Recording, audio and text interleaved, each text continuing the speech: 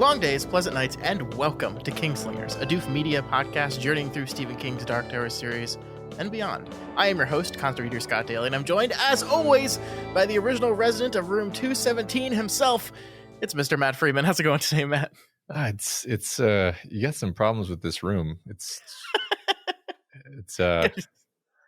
really just a few complaints. Yeah, I've got a few complaints about the room. I would like to speak to your manager about the bathroom situation.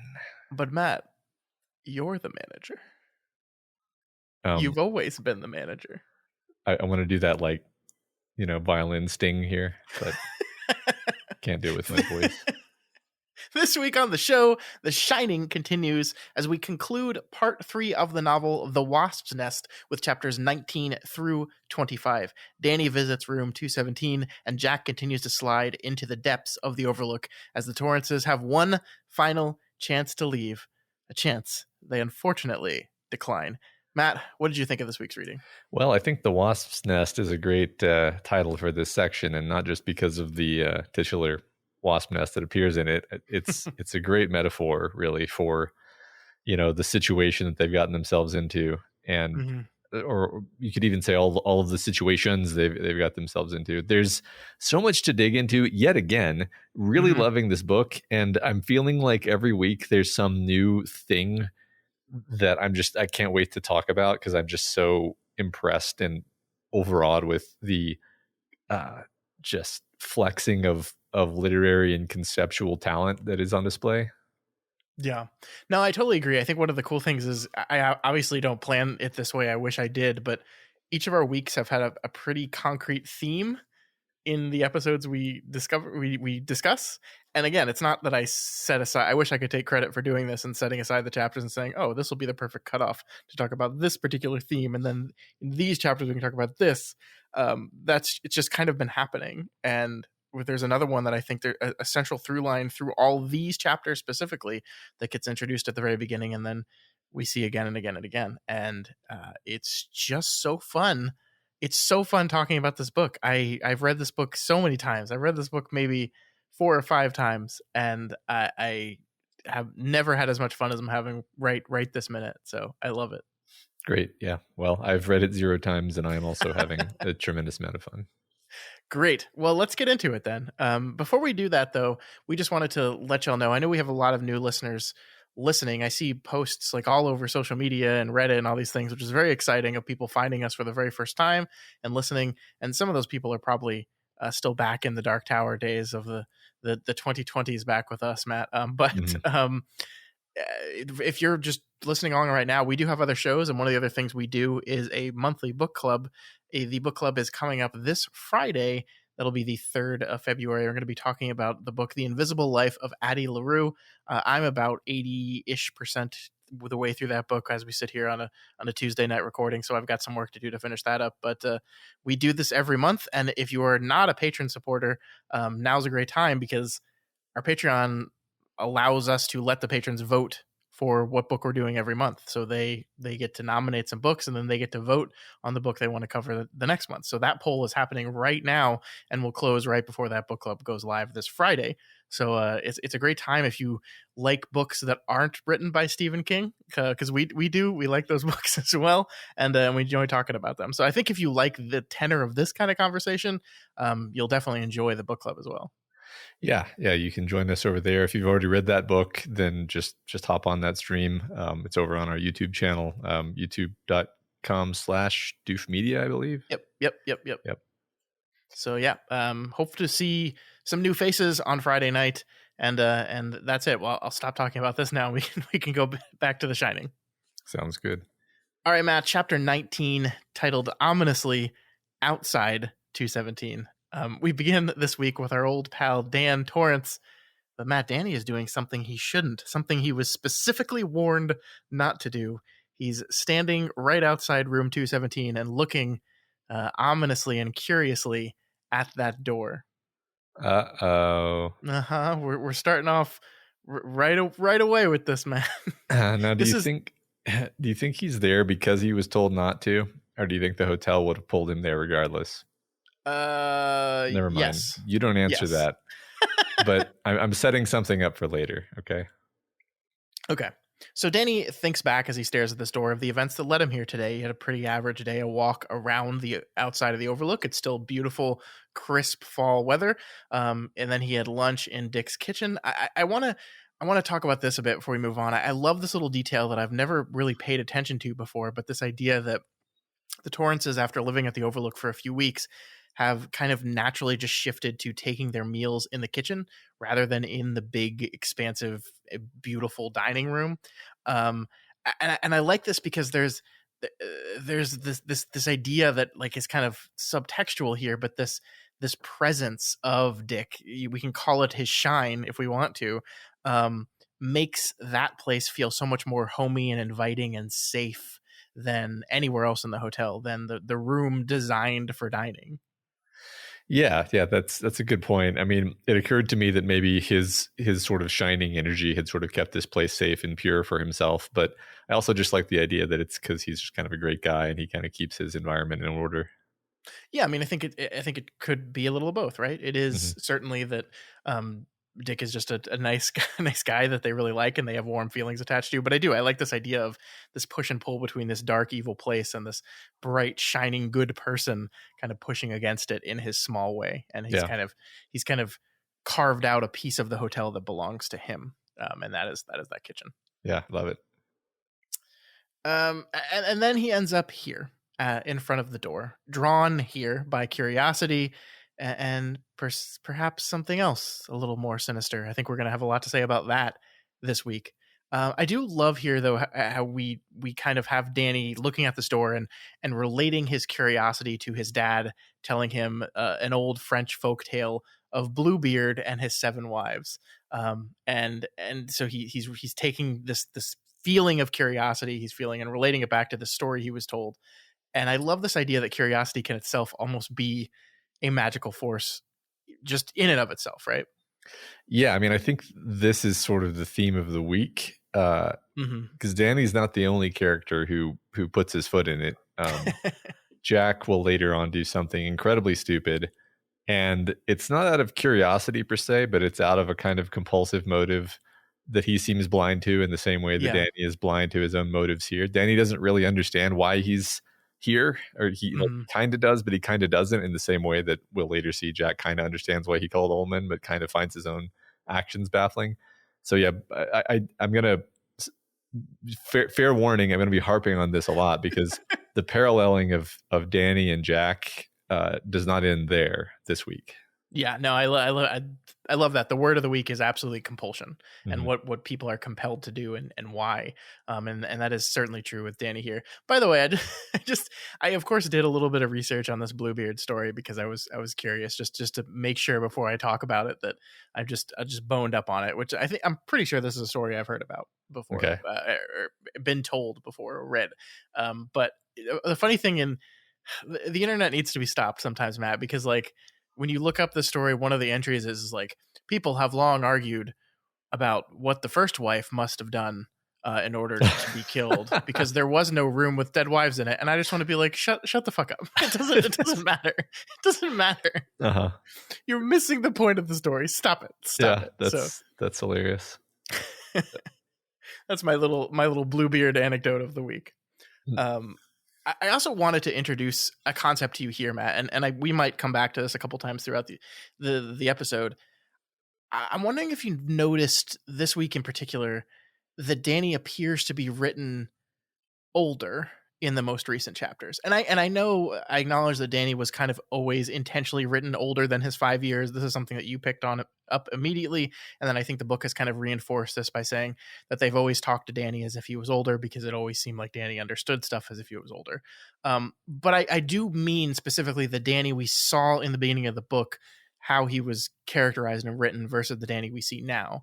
And one of the things a couple of things I grasped onto. The first is that he knows what metaphor is, and he like takes this Bluebeard story and like crafts a metaphor out of it into his current situation, which is something that you wouldn't see a 5-year-old do. But I also really love this beat here where he's thinking about the story, and it says he remembered a story Daddy had read to him once when he was drunk.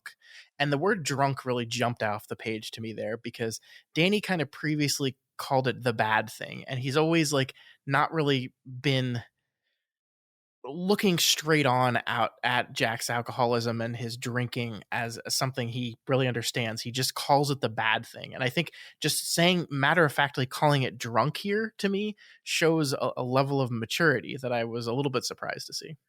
Yeah, so I didn't notice what you're pointing out here, but you're absolutely right.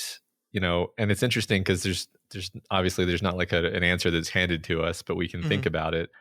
I think overall, the pressure that is being heaped upon Danny, especially now, his persistent fear and his corresponding increased need to keep up appearances of everything being under control, all of these things are having a negative effect on him. They're forcing him to act older and think older, and probably maybe use his abilities more to dig into his parents' state of mind, which is maybe making his thought processes seem older.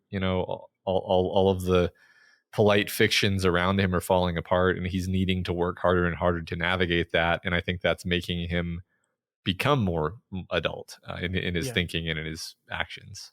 Yeah, I mean, a perfect, I think, example of this is the reading he's been doing, right? The incessant, insatiable need to learn how to read as quickly as possible. This is him kind of forcing himself to learn and grow and expand as quickly as possible. And so like he sees that as a need when he's in this situation that is so far beyond him. And I think we're seeing the text kind of grapple onto that a little bit and represent that. I mean, that's really funny that you mentioned that, because I was just thinking the other day, like, admittedly, Danny's just reading C-Spot Run level stuff, but like, you definitely notice when your kid starts reading that they begin to like clearly pronounce all of the parts of speech and structure their sentences differently, and it's because now they're reading text, which is but before they read, they don't really think of words as being words. They just kind of open their mouth and stuff comes out. And then after they start reading, it really restructures the way they speak, which, maybe that's related to this too. It's interesting. That's really cool. That's really cool. So my favorite bit about this whole thing, though, Matt, is how King does the reveal of the master key being in Danny's possession, right? Like this is something that I think he vaguely like references earlier to, like, oh, the key is located in the office, but Daddy wouldn't want me to get that. And then suddenly it's in his pocket. Like, and it's like King doesn't show him steal it, right? We don't have the scene where we see Danny sneak into the office and grab the key. We don't actually see it the next time. He's going to be back at room 217 before the end of this week, and we don't see it that time either. It's just there, which allows you to wonder if Danny did actually take it himself, if he consciously took it, or if it was placed in there, or if he was kind of hypnotized to do it. It brings this sense of mystery and power and unease to the key just being in his pocket. Yeah, I really love it. And Matt, this is something I kind of want to talk to you about, and I'll use Danny and the key as like a good example of this. We had some folks last week write in with some great reads on the part of the story we covered last week. This idea of, the power of the hotel. And one person said, I think, which was a great thing, that the reason that Jack was so honest and forthright with the doctor in the doctor's office was because he was away from the hotel and therefore away from its influence. And I love that. I love that as a symbol that like Jack could perhaps be on the road to the recovery genuinely if that road led literally anywhere else but the Overlook Hotel. But I will say right now, generally, and I'll get back to Danny in a second, but I'm very hesitant to put too much blame or control on the hotel itself. I think it pushes characters to a point of passivity when you do that, and to me it sounds too much like Jack's rant about how none of this is ever his fault. Like it just aligns with that too much, and we say, oh, it's all the hotel's fault. And I think rather the way to frame this to me is that the Overlook provides you with opportunities, right? With chances, like Danny and the Mhm. key, Jack and the papers in the basement. The Overlook will push you, it'll prod you, and it'll provide for you. But at the end of the day, you still have to be the one that puts the key into the lock. Even if the Overlook put the key into his pocket, he's still got to take it out, put it in the lock, and turn it. And I think that is really important. And most importantly, I think that lines up pretty well with King's overarching concept of evil in his universe, right? This idea that evil just provides people with opportunities. This idea that we heard last week of this inhuman place makes human monsters, that like Mhm. it will provide you with that opportunity, but in the end of the day, it's you doing the thing. Yeah, not only do I agree, I might even take it further in the direction of saying one of the things I am most enjoying about this book so far is that nothing overtly supernatural has happened, which allows you to read everything as, well, maybe this is just a sort of slice of life literary tale about this family that's breaking apart under the weight of their problems. Mhm. And I kind of know that's not true, obviously, because I know the material, but it's so fun to interpret it that way. Like this scene, I'm maybe later the text will say Danny literally just magically found that the key had materialized in his pocket, but I'm really enjoying the idea that Danny knew he wasn't supposed to go into 217. This is what I was teeing up earlier. Okay, so Danny, like Jack, has a little bit of a self-destructive streak in him, and I think we all kind of do. Mhm. Danny knew he wasn't supposed to go into that room, specifically that room, and that what's the word? It ate away at him. Mhm. And one day he saw his dad left the drawer open just a crack, and he was like, just gonna, it'll do no harm to just take the, because dad won't miss the key. I'll just take the key. I'll have the key with me, and it's such a perfect thing to have in this story, because that's what this story is all about, is these compulsive things that we do, these self-destructive compulsive things that we do. It lines up really well with the alcoholism concept. I think Yeah. it extends beyond that. I think alcoholism is just part of a tapestry here, but Sure. the alcohol doesn't make you do anything. The alcohol is just there. Mhm. You're the one who has to choose to pick it up and drink it. And functionally, you're the one who takes the actions, right? But the alcohol didn't make any of that happen. It was all your choice, but its presence is nonetheless this temptation. And for the alcoholic in the story, the temptation is enough to break Yeah. a man. Mhm. Just like the presence of the key is enough to break Danny. Yeah, I mean, let's. I'm hesitant to come right out and say it, but there's definitely some spiritual shit going on in this hotel, right? But I think Yeah. you're absolutely right that the fact that we're holding on to this, and I mean this week is, I think, really the first time that we can definitively be like, okay, so there's real ghosts and shit here now. Mhm. But that's really the first time. You're absolutely right that the rest of it could be kind of explained away, possibly, maybe. And it is that kind of tension between those two things that does create some interesting moments. But I agree. I think King kind of slow rolled that in the same reason he slow rolled it in Salem's Lot. This idea that you don't want the character and the character's actions and the character's motivations to be drowned in the supernatural, right? You want the supernatural to build on these things, not to eliminate them. And so Yeah. the Overlook as an entity is certainly doing things. We're seeing it happen. We're seeing characters change, but we want to be mindful of the idea that they are still active in those changes, just like Danny, one way or another, walked to this door. And I think this is a great representation of that, actually, too, because the one thing Danny does in the scene is he doesn't go in, right? We'll see him do it later, but in this moment, he resists that temptation. In this moment, he is able to resist that compelling drive in him that says, I want to go see this. I was told I couldn't go here, and I want to check it out. I want to prove that I can. And he walks away. So like there is this ability to resist that. There is this ability to push back against that. So we can't just blame the Overlook, is what I'm trying to say. Yeah.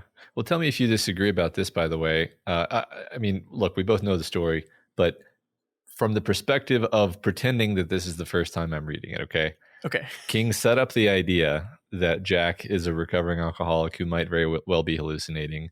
Mhm. And he set up the idea via the doctor that when a young boy is put under a lot of stress, he can develop hallucinations. So it's just interesting to me that both the topiary animals and the ghost that we see at the end of this week's reading have textual excuses for possibly not being magical. And there's no way that King doesn't realize he did that, right? Sure. So he continues to kind of give us that out of thinking like, well, maybe this is still not real, right? Sure. Yeah. Yeah. I mean, definitely. I think he also, while doing that, also draws out beats to specifically say why that must be wrong. Like, I think Wendy's role this week is a lot of, well, that can't be right. Like what the doctor said obviously has to be incorrect because he doesn't understand Yeah, what it's like to live with Danny and what's going on there. So I yes, I agree with you, but also it's definitely more than that for sure. I think that stuff is more about injecting doubt than it is really making you truly believe that it is not magical. Like, because Sure. I think at this point you probably know what book you're reading.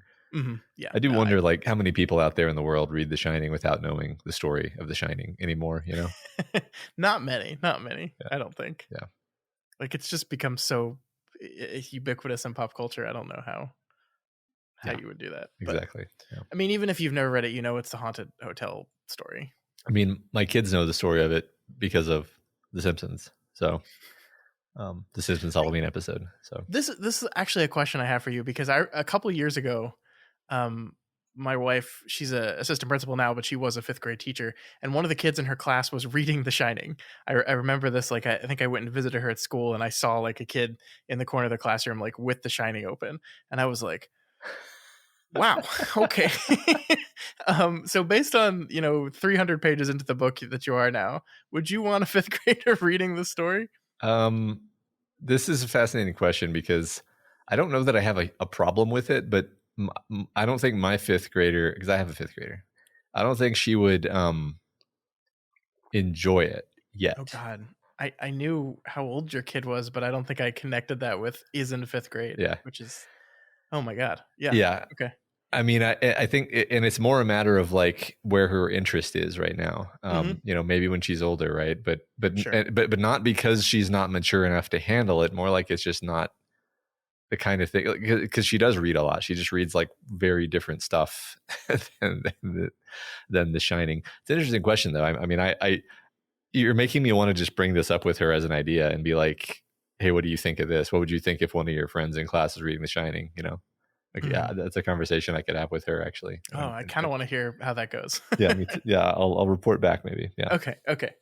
And then we get to one of my favorite parts in the book, frankly, Matt. Danny, walking away from 217, rounds the corner and comes face to face with a fire hose.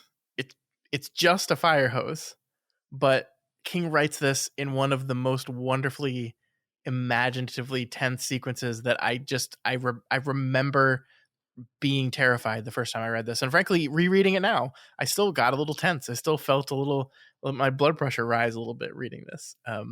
And I'm going to read one of the sections for you because it's just so good. Now, heart thumping loudly in his chest, he came around the corner and looked down the hall past the extinguisher to the stairs. Mommy was down there sleeping, and if Daddy was back from his walk, he would probably be sitting in the kitchen eating a sandwich and reading a book. He would just walk right past that old extinguisher and go downstairs. He started toward it, moving closer to the far wall until his right arm was brushing the expensive silk paper. 20 steps away. 15. A dozen.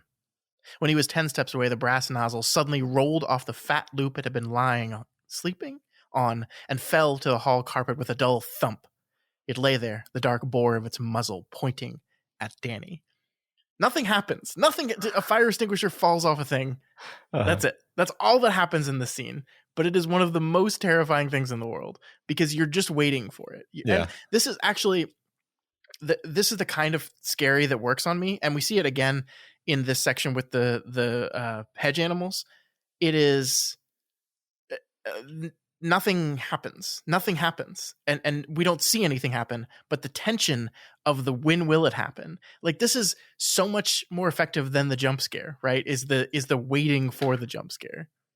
Absolutely. Yeah. I mean, it reminds me of Larry going down the Lincoln Tunnel in the Stand Hmm. scene, Hmm. specifically in the sense that it's like this tense scene where all that's really happening is a person is walking down a thing, a hallway or a tunnel, Yeah. and it's just it's all about the psychology of tensely waiting and not knowing. And yeah, King just he's so good at this. I really love it.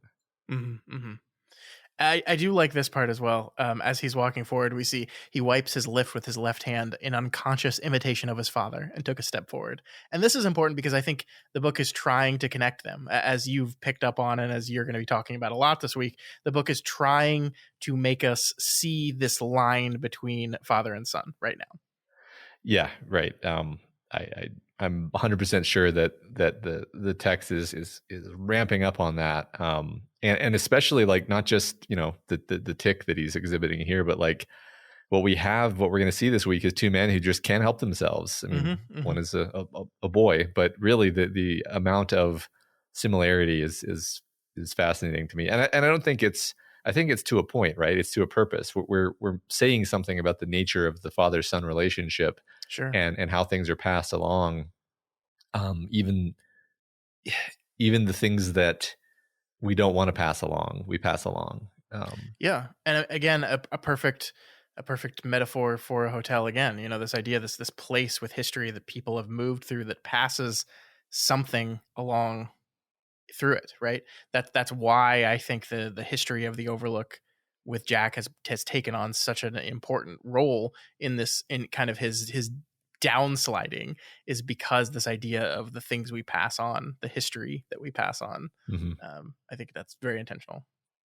This is random, but we do just have to mention that the Overlook is just the best name, It just really is, isn't it? because It it's just a perfectly plausible name for a hotel up in the Rockies, right? mhm.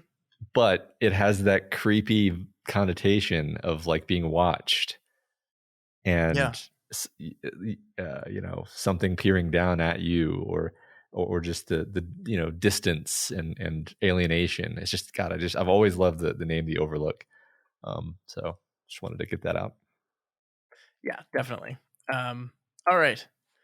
Let's move on to the end of the chapter in which Danny decides to he none of this is bothering him. He steps over the hose and then immediately knows it's chasing him. He takes off, he sprints running, and then happens to look behind him as he's running, and of course the hose hasn't moved at all. But Danny is not 100% convinced. He says, maybe it just moved and then knew it couldn't catch me. And then so it moved back to its original position. And it almost doesn't matter if that's true or not. It's just a delightfully tense, wonderful scene, right? Yeah. No, it's the glass shark. Hmm. Yeah.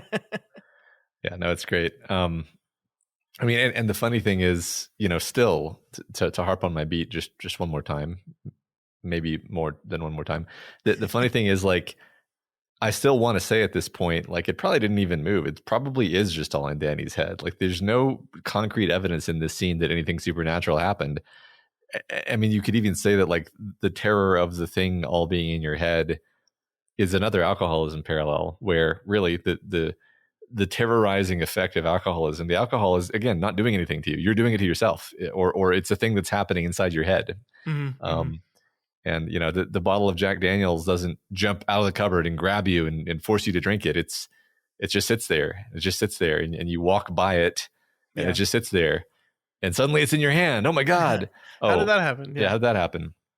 Um, and now that I've said the sentence, the phrase Jack Daniels, I have to ask whether this is intentional that we have a character named Jack and his son named Daniel, and in this story about alcoholism. I mean, probably, right? I can honestly say that I have never made that connection myself, but the second you say it, it becomes so self-evident that you're just like, yeah, of course, 100%. Maybe just on a subconscious level, right? But Sure. Yeah. the connection is there to be made. Hmm. Hmm.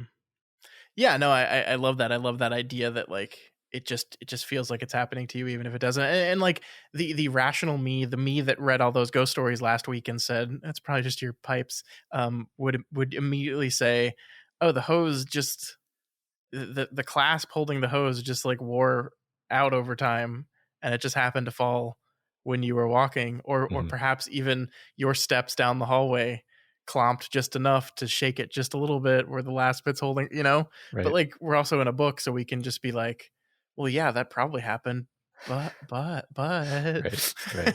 Exactly. yeah, it's great fun. It's great fun. And we'll get to more of it in the next few chapters because we got some hedge animals to talk about. But first, we have to move on to chapter 20, talking to Mr. Ullman. I'm curious, like, what seeing that chapter title before you know what the conversation is, like, did that jump out to you in any way? You're like, oh, that's probably not good. Um, yeah, well, I was confused because I distinctly remember us talking about the fact that Ullman was leaving and being like, yeah, we'll probably never see him again. And I don't know how we would see him again, right? Mm-hmm. And then forgetting that phones exist, I guess. But no, I mean, it's definitely not a scene that I remember any hint of from any of the adaptations. So Sure. I was concerned. Yes. And I think, from an adaptation perspective, it kind of makes sense that basically the entire movie takes place at the Overlook, and we don't really ever have any of these down and sidewinder scenes at least in the Kubrick version. I get the reason to do that. You want to be kind of glued to this space. Mm-hmm. But in a novel, we can do that, and so that's what we're doing here. So our characters, as we see at the beginning of this chapter, are down in Sidewinder. Jack is in the library searching through old microfilm newspaper, trying to piece together the Overlook's history, and that's what's going on, Matt. Yep. All right. And I think immediately we see a pretty dramatic shift in Jack here. Dramatic from the beginning of the book, certainly, but also just from last week. I mean, he was always kind of an asshole. That's like one of the first things we said about him, but now he's like a super asshole. Like Wendy walks up to him and just asks him what he's doing, just simply what he's doing. She says, "Find anything interesting?" "Not much," he said, having to strive to keep his voice pleasant now. She was prying, just the way she had always pried and poked at him when they had been at Stovington and Danny was still a crib infant. "Where are you going, Jack? When will you be back? How much money do you have with you? Are you going to take the car? Is Al going to be with you? Will one of you stay sober?" On and on. She had, pardon the expression, driven him to drink. Maybe that hadn't been the only reason, but by Christ, let's tell the truth here and admit that it was one of them. Nag and nag and nag until you want to clout her one just to shut her up and stop the where, when, how, are you, will you, endless flow of questions. It could give you a real headache, hangover, headache. Yeah. I mean, wow. So first it was Stovington that drove him to drink. Now it's Wendy. And it's funny that like in his blaming this on Wendy, he builds enough room for him in his narrative himself to say, okay, like it wasn't the only reason, but it's definitely one of them. uh-huh. Yeah, I love how all of the good things in his life that are actually offering him a hand up are the things that are terrible that are driving him to drink. Yeah. Yeah, I mean, he is being a huge asshole. Like you said, he's always been a huge asshole, but he's generally been a huge asshole inside of his own head with a few bursts of violence at important points. But now he's just barely containing it and sort of failing to contain the assholedom within himself. Yeah, and I don't think Wendy is, really prying that much here. Just like normal small talk questions of, "You've been looking at microfilm in the library for 45 minutes. What you doing?" Yeah. Just, what's this? I mean, and we haven't actually talked about this, Matt, but like the book that he's now in this chapter, like definitively says he's working on, this was supposed to be the post-play project, right? Like he was supposed to finish the play by January. And then after that, maybe he would have time for another project, and maybe it could be a book, and maybe that book could be about the Overlook. Now suddenly it seems like this is the thing, the only thing. We're barely talking about the play anymore at all. Mm-hmm. Yeah, definitely seems like I'm developing a theory here, which I don't think I have stolen from any particular other material of that I know about this, which is that like the hotel wants a book to be written about it, because the hotel, I'm guessing, I'm putting together different guesses. So like I'm guessing that the scrapbook is Grady's. So the hotel wanted Grady to put together a scrapbook, and now the hotel has guided Jack to find the scrapbook and continue the work of putting together the story of the hotel, basically. That's the idea I'm going with here. Okay, I like that. But yeah, I mean, I want to focus a little bit on the idea that he's really irritated with Wendy here, Sure. and dig into the why of it. Because, I mean, on the one hand, it's like, well, he's been spending way more time with her in relative isolation. And if somebody rubs you the wrong way and you're forced to spend even more time than usual with them, then that's just going to kind of exacerbate that. But I don't really think that's all of it, or even really most of it, because I don't think Wendy's being particularly irritating. I mean, maybe she's asking him questions when he doesn't want to be asked questions, but the reason he doesn't want to be asked questions is because he's hiding things. So that's not her fault. I think it goes back to what we've talked about before, which is, there's usually underlying reasons that alcoholics drink beyond just the chemical dependency on the alcohol. Jack drinks, he might say that he drinks to take the edge off or something like that. But really, I think it's a way of making him feel like he can control his emotions. And the reason he needs to control his emotions is that he hates himself. And he sort of hates everybody, but I think he hates everybody because he hates himself. And when you hate yourself, you tend to get angry at the people who love you, actually, like because they love the person you hate, which is you. So I think he loves Wendy, but he kind of hates Wendy too, right? Because no beer, no TV makes Homer something. We have to do a Simpson shinning reference in every episode. It's required. Yeah. So there's nothing to distract him from the stuff he doesn't like about himself and or Wendy, and so it's just bringing it to a boiling point. And normally he would use the alcohol to kind of medicate this, but he doesn't have that, and now he has nothing. He has no distractions. Yeah, no, I love that. I think you're spot on with that. Yeah, cool. And I'm gonna throw a wrinkle into that here a bit, because we see Jack finishes up at the library. He heads to the drugstore.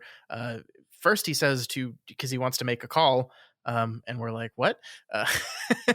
But he wants to call someone. And while he's at the drugstore, he does buy a bottle of Excedrin, which we're told specifically is something from his drinking days. He makes this kind of joke with Wendy about it, which is really funny. He's like, he has a headache and says, got any aspirin?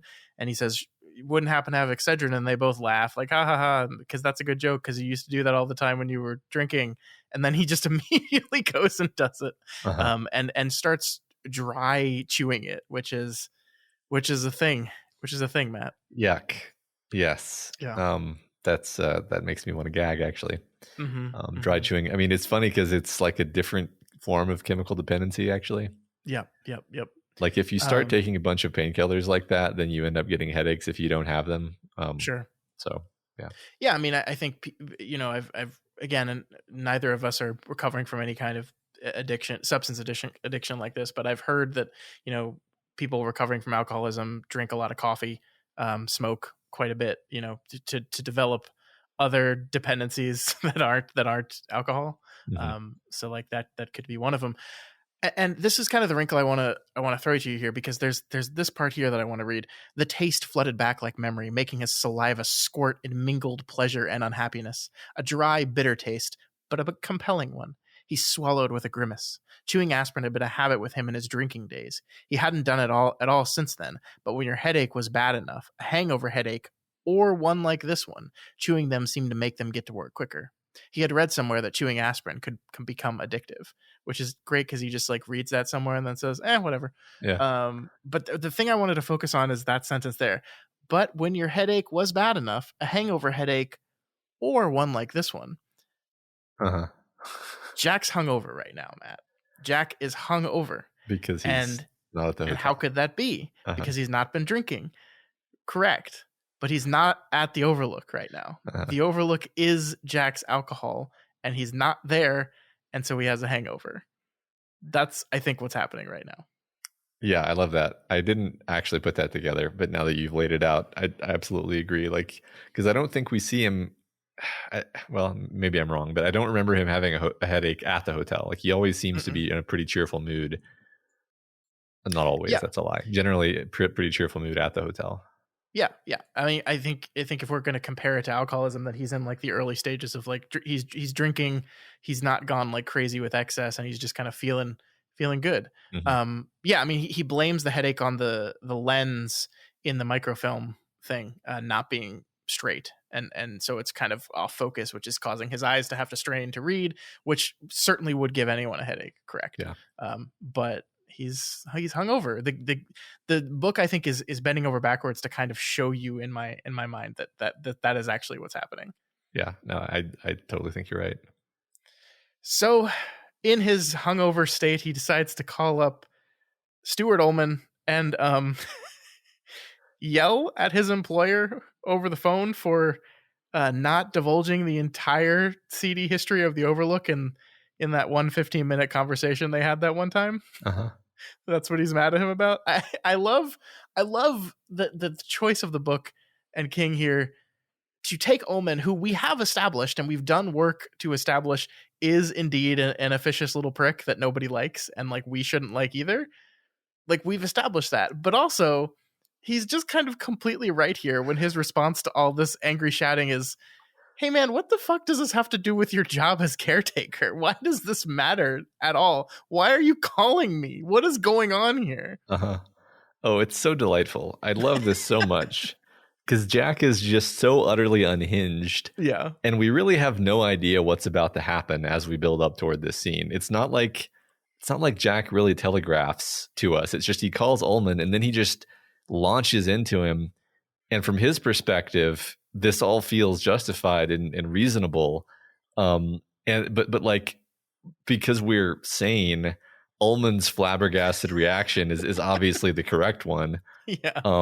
And just like watching the evolution of the conversation just go further and further into the ditch, you're just like, oh my God, Jack, what are you doing? Like this is you're mortified. Actually, you're just mortified on behalf of Jack. Like, what is happening? Yeah, it's great. And like I think the way it's set up too, like I don't think the book ever says directly like I'm going to call Ullman and confront him about the hotel's history. Mm-hmm. He just kind of does it. Mm-hmm. Like he's just like, oh, he needs to go use the phone. And then suddenly he's yelling, like as soon as Ullman picks up the phone, he's just screaming at him. And then he decides to do the thing, which, by the way, for those young people out there, you may be getting into your first job in your career. Don't call up your boss and tell them that you're going to write a book exposing the seedy history of your company. Uh-huh. Don't do that. That's not a good idea. They're not going to like it. Yeah. I mean, if you're going to do that, then you're aiming to be fired. Yes. Yes. If you don't want the job, go for it. Uh-huh. It'll be a great story you can tell people one day. But if you want to keep your job, don't do that. So that's exactly what Jack does. And Ullman is understandably furious about this whole thing and basically tells Jack that he's fired. He basically says that, although we're kind of told here that Jack nor Ullman himself actually think he has the power to do that. We learn, I don't know if we fully realized just how much pull Al had at this place, but we definitely learned that this week. Yeah, right. I don't think I fully realized that he was basically a part owner. Mm-hmm. Yeah. So by now you're probably saying to yourself, Jack, what the fuck? And the great thing about this chapter is the rest of this chapter is basically Jack saying to himself, Jack, what the fuck? Why did I do this? And I think it's pretty great that the book just kind of acknowledges the absurdity of this and has their character kind of try to parse out what the hell just happened. Uh-huh. Yeah. That is a fun part as well. Definitely. The fact that Jack himself is shocked and confused by his own actions is because if we didn't get that scene, then I think we would begin to feel really alienated from the character, actually, because we have to kind of believe that there's some core of rationality left in him. Sure. He just kind of loses it from time to time. Yeah. Yeah, I mean, and of course, I'm just to say, I'm going to make the connection that, like, you know, why did you call Ullman and why did you put the key in your pocket, Danny, are like the same question.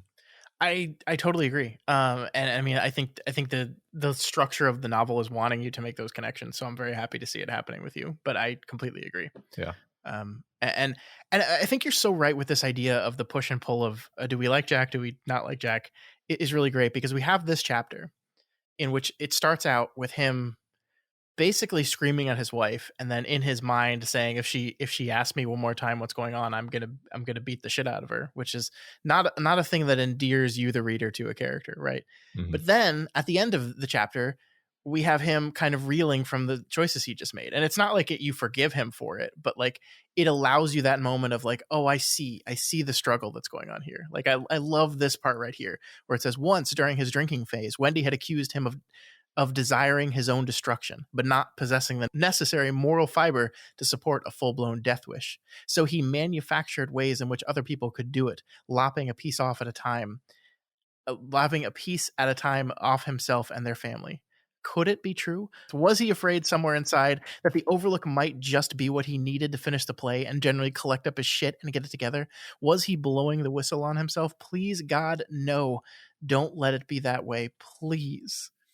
So this fear that this is true, I think, is not something that like makes you love the guy, but it is something that allows you to see a bit of the humanity in him. Yeah, I think a glimpse of self-awareness is enough for you to be Yeah. like, okay, I can like continue to relate to you, even though I'm very annoyed with you right now. Hmm. Um, but I mean, I think Wendy's pretty spot on here, actually. You know, Yeah. I'm, I think the book is saying a lot of complicated stuff about fathers and sons and parental relationships in general, actually, because Wendy Sure. gets a lot of stuff here, actually. In fact, we're about to talk about it. And Jack's dad was an abusive asshole. So, Jack is an abusive asshole toward himself because he was taught to be an abusive asshole toward himself by his father, because you see yourself the way your parents teach you to see yourself. And Hmm. he's not abusive to Danny because there's enough humanity in him that he wants to shield the child that he loves from that experience, but his instincts are all geared in that direction. He has that constant, you know, critical voice inside his head. Sure. Um, in fact, I think you could argue like the more Danny outwardly appears to be like Jack, the more he'll remind Jack of the stuff he doesn't like about himself, and the more violent he'll become toward Danny. Like in other words, it's easy for him to be sweet to Danny because Danny's a tiny little 5-year-old boy who's done no wrong. But at a certain point, he's going to start reminding him of himself, right? Oh, Um, I like that. I like that a lot. I'm kind of laying all this out because I really do think the book is it's all here around the edges. Hmm. There's not particularly any passage that I can point to and be like, this is where King nails it down, because this is the kind of thing that you sketch in the margins and then maybe it culminates in some final moment. But I do just want to Yeah. lay out what I think we're doing here. No, I like that, and I agree with you that I think Wendy's kind of got him pegged here. I will say that he comes up with another explanation as he climbs into the car to head back to the hotel, and I kind of agree with this one a little bit. It's interesting. He's right about himself, but I think in this case, I like this second explanation a little bit more. It says, as he gets behind the truck's wheel, it occurred to him that while he was fascinated by the Overlook, he didn't much like it. He wasn't sure it was good for either his wife or son, or his son or himself. Maybe that was why he had called Ullman, to be fired while there was still time. So this idea that like he thinks that he's trying to self-destruct his chances here by getting fired from the Overlook, where in reality it's a survival mechanism, a subconscious survival mechanism that he's not quite cued into yet. That the human side of him is desperately trying to get him out of the situation while there's still time. I like that. Yeah, it's entirely possible, right? I mean, this we have theorized that Jack has this shining a little bit, and this is maybe Hmm. his shining side trying to shove its way through, and maybe, yeah, ironically, maybe this compulsion was in fact a good compulsion. It Yeah. was a self-preservation compulsion that he didn't Hmm. understand.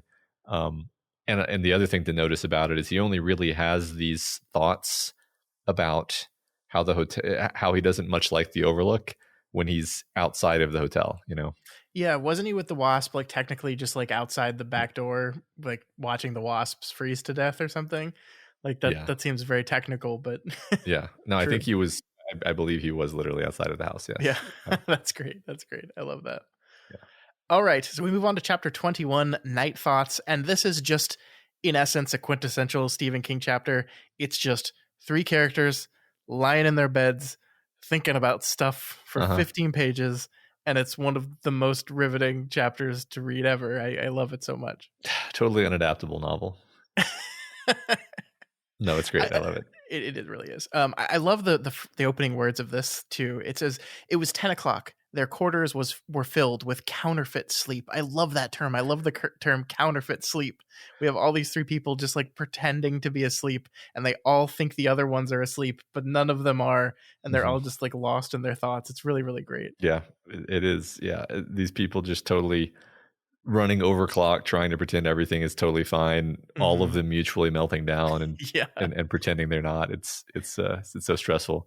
Yeah, and you get this interesting cycle where like, because the other ones are sleeping, or we're assuming they're sleeping, like we're all making the assumptions that everyone else is good. It's like, well, I'm worried about this whole thing, but like Jack's asleep, so I guess he's doing okay. And in reality, nope. Danny's in his room asleep and everything's fine. Nope. It's all a lie. All counterfeit. Yeah. It's great. Love it. So we go with Jack first, who is thinking about the call with Ullman, and then also thinking about the follow-up call he got from his old pal Al later that evening.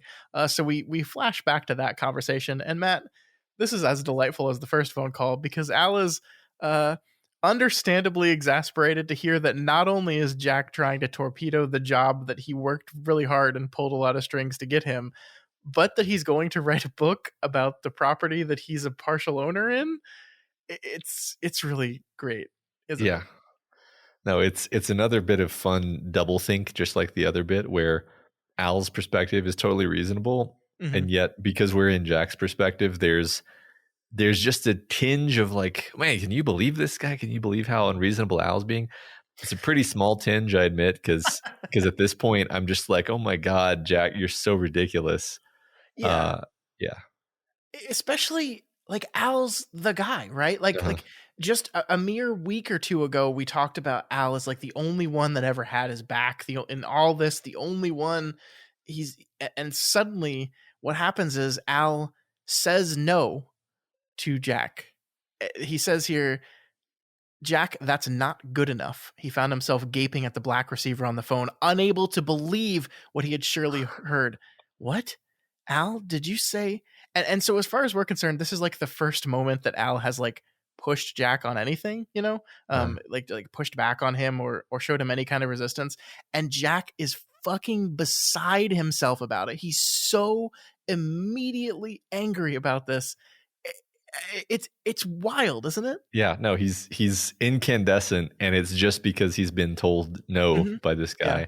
I mean, you said a second ago, Al's the guy, and it's like, I think that's it. Is Jack can't stand for there to be the guy that admits that there's someone who has power over him, who is the big swinging dick on campus, basically, and Jack is therefore not, which is unacceptable to his ego, to his pride. I mean, he keeps saying pride. I'm just going to start saying ego, because really that's what it is. Yeah. Well, and we see like he says like he clamped his lips more tightly together, reached for his cigarettes, and knocked them off onto the floor.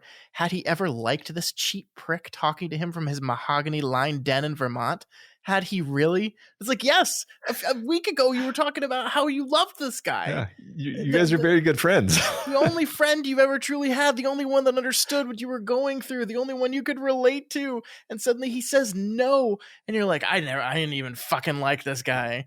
And I mean, the truth is here that Al is perhaps for the first time in their friendship really pulling the I saved your ass card, like really, really playing it, like, and it's because Jack's put him in a situation where he has to, because Jack's acting like a fucking moron. And so he's like, hey man, like, remember I did this shit for you. And I don't know if Al had ever done that. And I think you're absolutely right. That activates the ego in Jack that says that acknowledges on some level that of course this guy saved my ass, but like, it's one thing to know it. It's another to be presented with it by the person. And he just can't handle it. Yeah. It's becoming exhausting, Jack. It's, we keep doing the push and pull with Jack, like you just said. And this is one of those moments where I'm just like, I'm kind of at my limit. I mean, obviously it's going to get worse. Like I know it is, but you're just like, are you serious with this shit? Yeah, yeah. I love, I by the love. way, go Sorry, go ahead. ahead. I was just going to Go ahead. say, I love that here Jack calls Al a prick in Yeah. his thoughts. And I just think it's really, I don't know, interesting, good character writing. It's a minor thing, but, you know, the fact that Jack, it's his go-to insult for everybody is to call him a Mhm. prick. Yeah, we have It, the officious prick. We have cheap cheap pricks. prick. What we have Danny picking up on that particular word as being Yeah. the word that he uses against the fire extinguisher in a little bit. Yep. Yep. Um, and the funny thing is, I literally can't remember the word prick ever showing up in the Dark Tower. It's kind of a very specific Jack Torrance word. Yeah, I think you're probably right. I mean, I might have had some Stephen King characters that I'm thinking of use it before, but in the Dark Tower, I can't come up with anything either. Sure, that's fine. It's more like it's his favorite word. Yeah, no, it is definitely his favorite word. Oh shit, Scott, prick. It's a wasp. Wasps prick you. It's a dual meaning. I love it. I love it. I don't know if that was intentional, but it is now. It's all intentional. Everything that we find is intentional. So Al says to Jack that he's not fired on two conditions. One, no more calls to Ullman, quote, not even if the place burns down, which is hilarious. Two, he can't write the book. And Jack's reaction to this, to number two, is incredible. Mm-hmm. Like, I'll read it here for you. For a moment, his rage was so great that he literally could not speak. The blood beat loudly in his ears. It was like getting a call from some 20th century Medici prince. No portraits of my family with their warts showing, please, or back to the rabble you'll go. I subsidize no pictures, but pretty pictures. When you paint the daughter of my good friend and business partner, please omit birthmark or back to the rabble you'll go. Of course we're friends. We are both civilized men, aren't we? We've shared bed and board and bottle. We'll always be friends. And the dog collar I have on you will always be ignored by mutual consent. And I'll take good and benevolent care of you. All I ask in return is your soul, small item. And you're just like, Jack, what the fuck? You decided you were writing a book like 2 days ago. Uh-huh. Yeah, no, like just being told no, right? I mean, yeah, it's not about the book anymore. It's just about that he's commanding him. He's ordering him. Yeah, I mean, it's interesting because if we are personifying the hotel, like the hotel found this fault line in him and realized, like, what's the best way that I could get him to write the book? Mm-hmm. Well, I can have the guy who he's really sensitive about the level of influence this guy has over his life, and have that guy tell him no. Yeah. It's just like Danny with being told not to go into 217. Yeah, there you go. That's exactly it. Yeah. Here again, yeah, we have the pride, we have the ego. Mm-hmm. I feel a bit vindicated in having identified that as his core problem so early. Not that it was a difficult pull, but it's pretty consistent. And like I think it is true that Al is playing the "I really helped you out" card, but he's also just playing the friend card, right? Mm-hmm. He's like, "Hey, man, I'm your friend. I've sunk a lot of money into this investment. Your book would hurt my money. Yeah. You that is not a thing that a friend would do to another friend." And Jack can't read it that way, right? He's just what? No, right. No. Yeah, because it's not like Jack has a vested interest in the book. It's not like he's asking Jack to sacrifice something. It's just like, don't do that thing that you are thinking about vaguely. Yeah. It's not like you wrote the book and are trying to sell it, and now I'm suddenly telling you you can't do that anymore. Just don't write that book, please. Exactly. I'm just asking you as a friend. Please don't do it. Yeah, dude. Yeah, are you even a nonfiction writer? I thought you were a fiction writer. Where is this coming from? What happened to your play? Yeah. Oh my god. So Jack, his section of the chapter ends with him sitting in bed, still awake, still steaming. He resolves to write the book about the Overlook anyway, and he's gonna. It was gonna be a soft piece, Matt, but now it's gonna be a hit piece, which is just the most childish response to this whole thing in the world. Gonna write a mad book about your hotel. Ow. He describes himself as strung up like piano wire. Mm-hmm. And I'm just like, man, chill out. Just chill out. Yeah. So from here, we move over to Wendy, who is also awake and sitting there worried about Jack. She says here that all of his drinking symptoms have returned, except for the actual drinking itself, which is, I think, another beat that's reinforcing the idea that just the Overlook and being in the Overlook and maybe reading those papers, going into the basement and reading papers is just drinking, basically. Uh, Um, but Wendy does craft a metaphor for us that I think you and I have kind of already made ourselves, comparing Jack's temper to the pressure on the boiler. The idea that it needs to be dumped twice a day or it will build and build and build and eventually explode. And she's worried. One of the things she's worried about Jack, one of the many things she's worried about Jack on, is that she's not seeing him release that pressure. And so it's this weird kind of almost the opposite of what you think, is that she kind of wants to see him explode and get mad, because at least she would know he's dumping the press a little bit, right? uh-huh. But he's not doing that. And so it's this really interesting idea of like, yeah, like, what do you do? Like, especially if you're snowed in, as we're being told is coming, that's coming. What do you do to release your pressure? We've learned that teenage Jack played football. Adult Jack maybe used alcohol as a pressure valve. What is a sober, stuck in the Overlook Jack to do with all this building pressure? Yeah, right. I mean, to the extent that that's not a rhetorical question, like the answer is like you gotta, find a new identity for yourself that you can Yeah, take pride yeah. in, and take pride Uh-huh. in being a father and a husband, and take pride in being a teacher once you get your teacher job back, and take pride in your students, and find some pride in the life that you're living, and stop being so offended by all the ways in which you're reminded of the life you're not living anymore. Stop Mhm. clinging to that old ego self-image of the jock stud famous writer dude. Like, you need to not have to dump your pressure all the time. Yeah. That shouldn't be happening. Yeah. um So your response here, Matt, is basically stop being a cheap prick and buy a new fucking boiler. That's great. I love that. Yes, that's a great metaphor. Yeah, or yeah, just begin doing maintenance on your boiler, or anything in this space of metaphors, other than Yeah. just like, well, gonna let this old piece of shit boiler limp along for the rest of my life. Yeah. And when it explodes and kills everyone, well, it's not my fault. It's Wendy's fault somehow. Yeah. Yeah. And I mean, it's going to cost, right? It's going to be expensive Hmm. either, in the metaphors creation of this. It's going to take time and effort on your part. It's not going to be easy. It's going to be plagued with self-doubt and uncertainty, but it's part of it, right? Yeah, yeah. Just don't forget about it, though. Yep.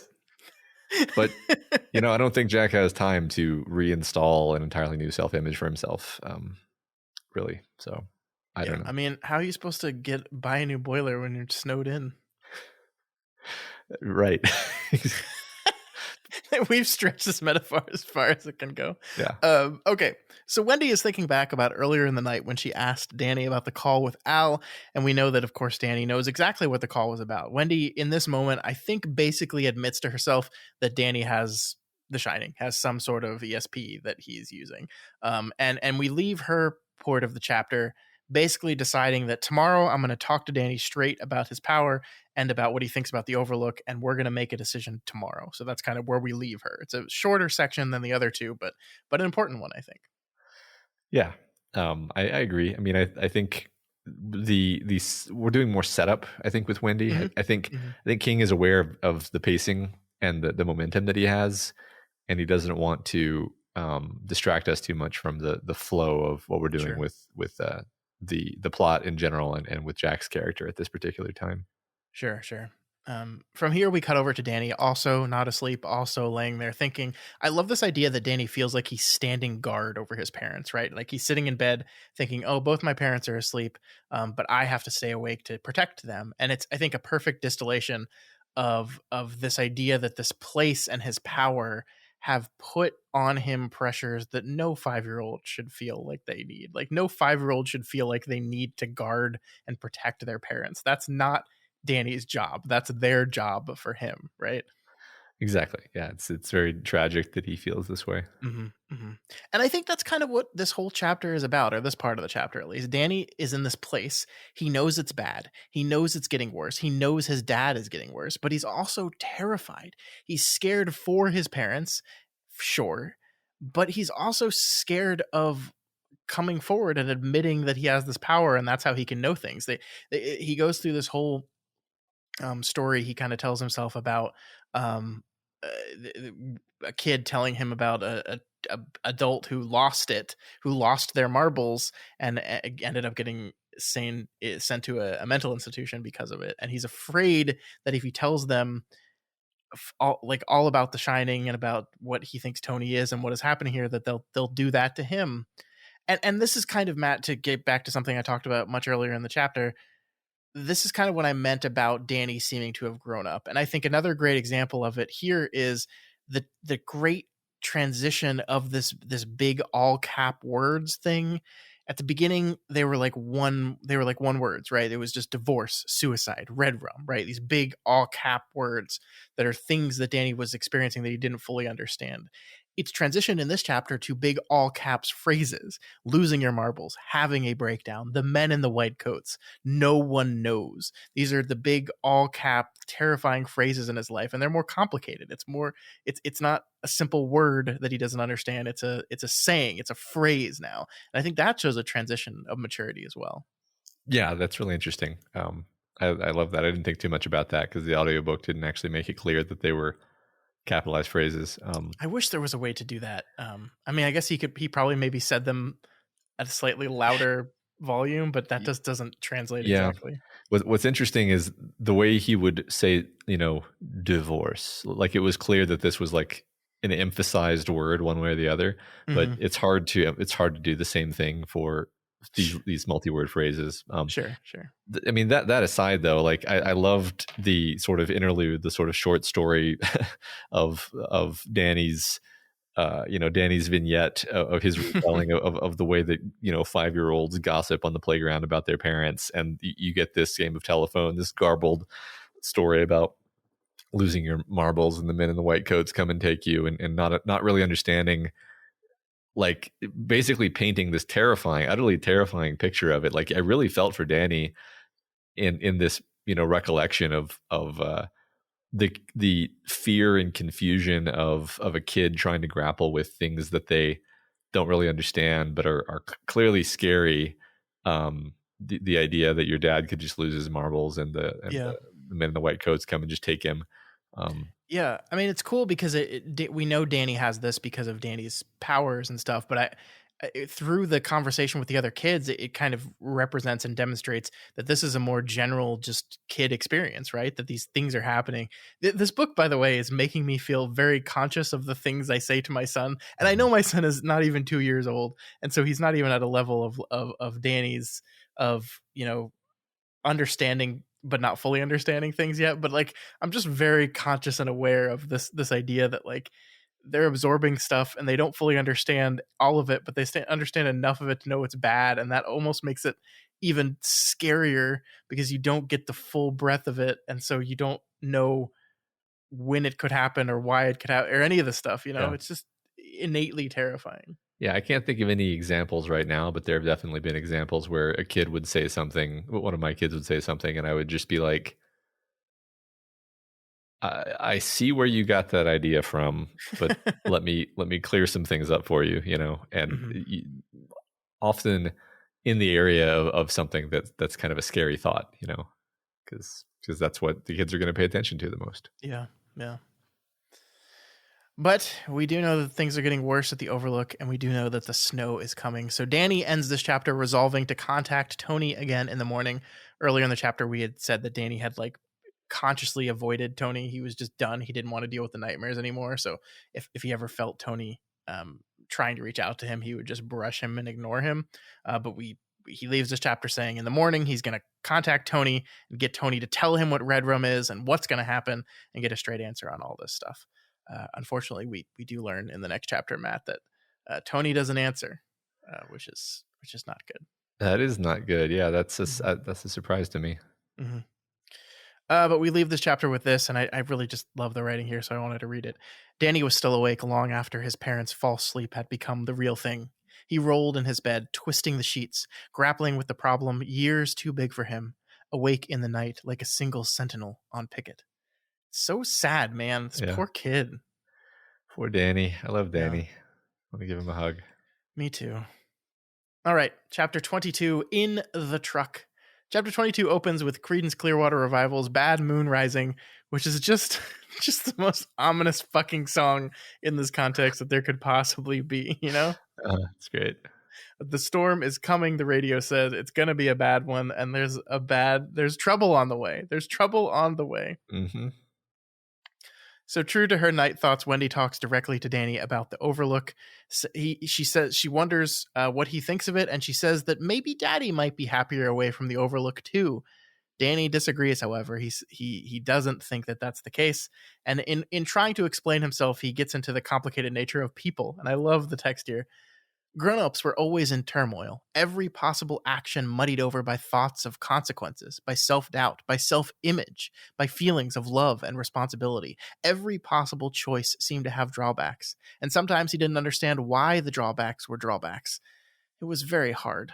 And again, you just feel so bad for Danny. He's trying to translate the inner workings of his father's mind, which is a very complicated place. Yeah, no, it's a really just cool idea at the level of, science fiction.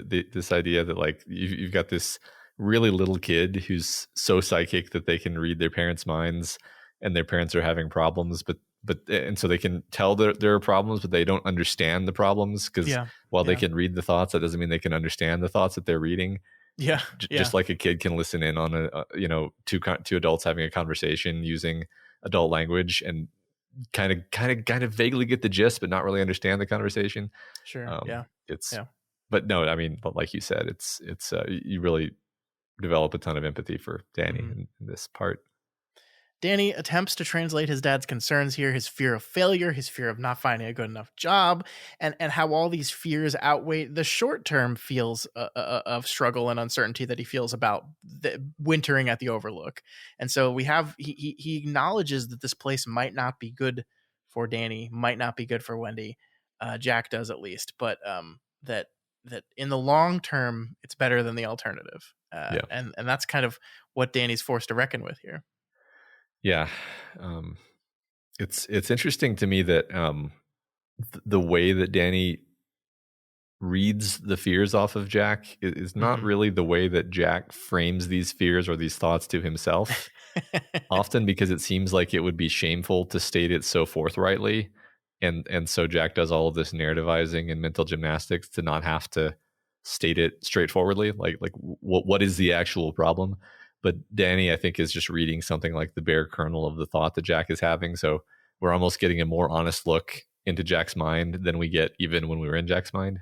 No, God, you're so right there. Like none of what Danny says about Jack would ever actually say about himself. Yeah. I mean, the wording, it's so clear and succinct. It's like having a God's eye view into this character, while when you're actually in the character's mind, it's just chaos and contradiction and copes.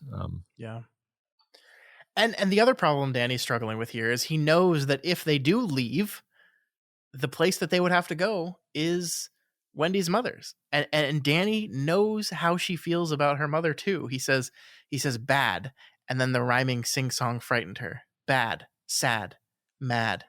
It's like she wasn't your mommy at all. Like she wanted to eat you. Oh God, I love this book. Imagine your kid telling you that. It's like, we're going to go visit grandma. You don't like grandma. What? What do you mean? What do you mean? You think grandma wants to eat you. Yeah, I can. Yeah, that's, and more complicated than that because he knows like exactly, he can read grandma's mind too. So yeah. That's the other part of it. It's not just that mommy doesn't like grandma. It's that grandma is not fun to be around because she's got darkness in her. Yeah, and I mean, I think what he says is grandma thinks that she would do a better job of raising me than you did. Like, God, terrible thoughts for someone to glean from a person. That's awful. Right. It's funny because like an older kid would probably know, like, I should definitely never say this to my mom because it will make her insane to hear this. But because he's 5, he's just like, yeah, this is the main vibe I get from her, is that she wants to steal me from you. And so because of all this, because of the stuff he knows is going on with his father, because the stuff he knows is going on with his mother, because of the confused, extreme love he has for his dad, and because he doesn't like grandma, Danny says he wants to stay. That's Danny's decision. And God damn it, Matt, I'm so mad about this Uh-huh. because and I want to be clear here. I don't envy Wendy of her situation at all. I think she's in an impossible situation, and I feel awful for her. So I don't want to seem like I'm like victim blaming or doing anything like that, because I don't think that's true. But I do kind of hate her a little bit for putting this on a 5-year-old kid. You know, I think Danny should not be the one making this decision. He's 5. Yeah. It is not. Of course, he's going to say he wants to stay with his father. He's a 5-year-old. He wants to stay with Dada. Like Yeah. that. Of course, you have to be the adult and make the decision here. Yeah. And I feel like she uses Danny shining as a way of getting out of making the hard choice here. I think that's definitely a big part of it. I mean, I don't. So I think this is the crux of her character flaw, or this is a representation of her character flaw, I should say, that like not understanding proper, healthy parent-child boundaries, and what those look like, because her parents didn't teach her any. In kind of in two different ways. Her mom and her dad both really failed to just like be the parent, and so she, like in a sense, Wendy kind of had to be the adult in the family, at least in terms of taking care of herself and her own emotional well-being, and so she, much like Jack, is sort of passing this along to Danny and being like, well, Danny, you be the grown-up in this situation and you make the choice about whether we're going to leave the Overlook, because and it's yeah, you're totally right. I mean, I think it's meant to make you angry, actually. I think this is the kind of delightful thing about Wendy, is that she's not just this like paragon character. She represents a different failure mode that is kind of related to, but distinct from Jack's problems. But it is another way of passing down your parental issue to your child. Yeah, and I love it as the third beat in what we've been talking about the last few days, which is this idea that like all throughout the early part of this book, we had people saying, "Oh," with a perfect chance of saying, "Y'all need to get the hell out of here." You know, we had Halloran, we had the Doctor, and now the third one is coming from inside the house. Matt, like this was Wendy's opportunity. This was Wendy's moment to be like to see the writing on the wall, and to realize that Danny is in an impossible situation here, and she has to make the hard choice. And like again, I can't imagine having to make that choice. Like I can't imagine having to say, okay, I'm taking my son away from his father because I think something bad is going to happen here and I don't know what to do.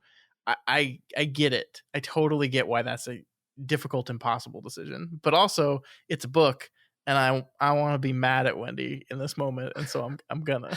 Yeah, that's the great thing about books, is we never have to feel bad about this sort of thing. Yeah. So that is the end of chapter 22. We move now to chapter 23, in the playground. While Danny and Wendy are driving down to Sidewinder and deciding to stay at the Overlook, Jack is getting some firsthand information on exactly why they need to get the fuck out of there. Because it's hedge animal time, Matt. It's the moment you've been waiting for. Yay. Jack is out to give the animals a good trim before the big storm hits. He starts with the dog, trimming it all up, and then he gets distracted by the playground. And this part is really interesting, Matt, because we see Jack kind of go full-on kid regression mode here. He's sitting around the playground thinking back when his abusive asshole dad took him to the park, and he's basically like, hey, he beat me up when he drank, but I was his favorite because he took me to the park. Yay. And I think there is an interesting mirroring beat going on here where like Jack is remembering these fond trips to the park while Danny is at the same time desiring he wants to stay with his dad, despite probably on some subconscious level knowing that his dad is the scary figure that's been chasing him through his dreams.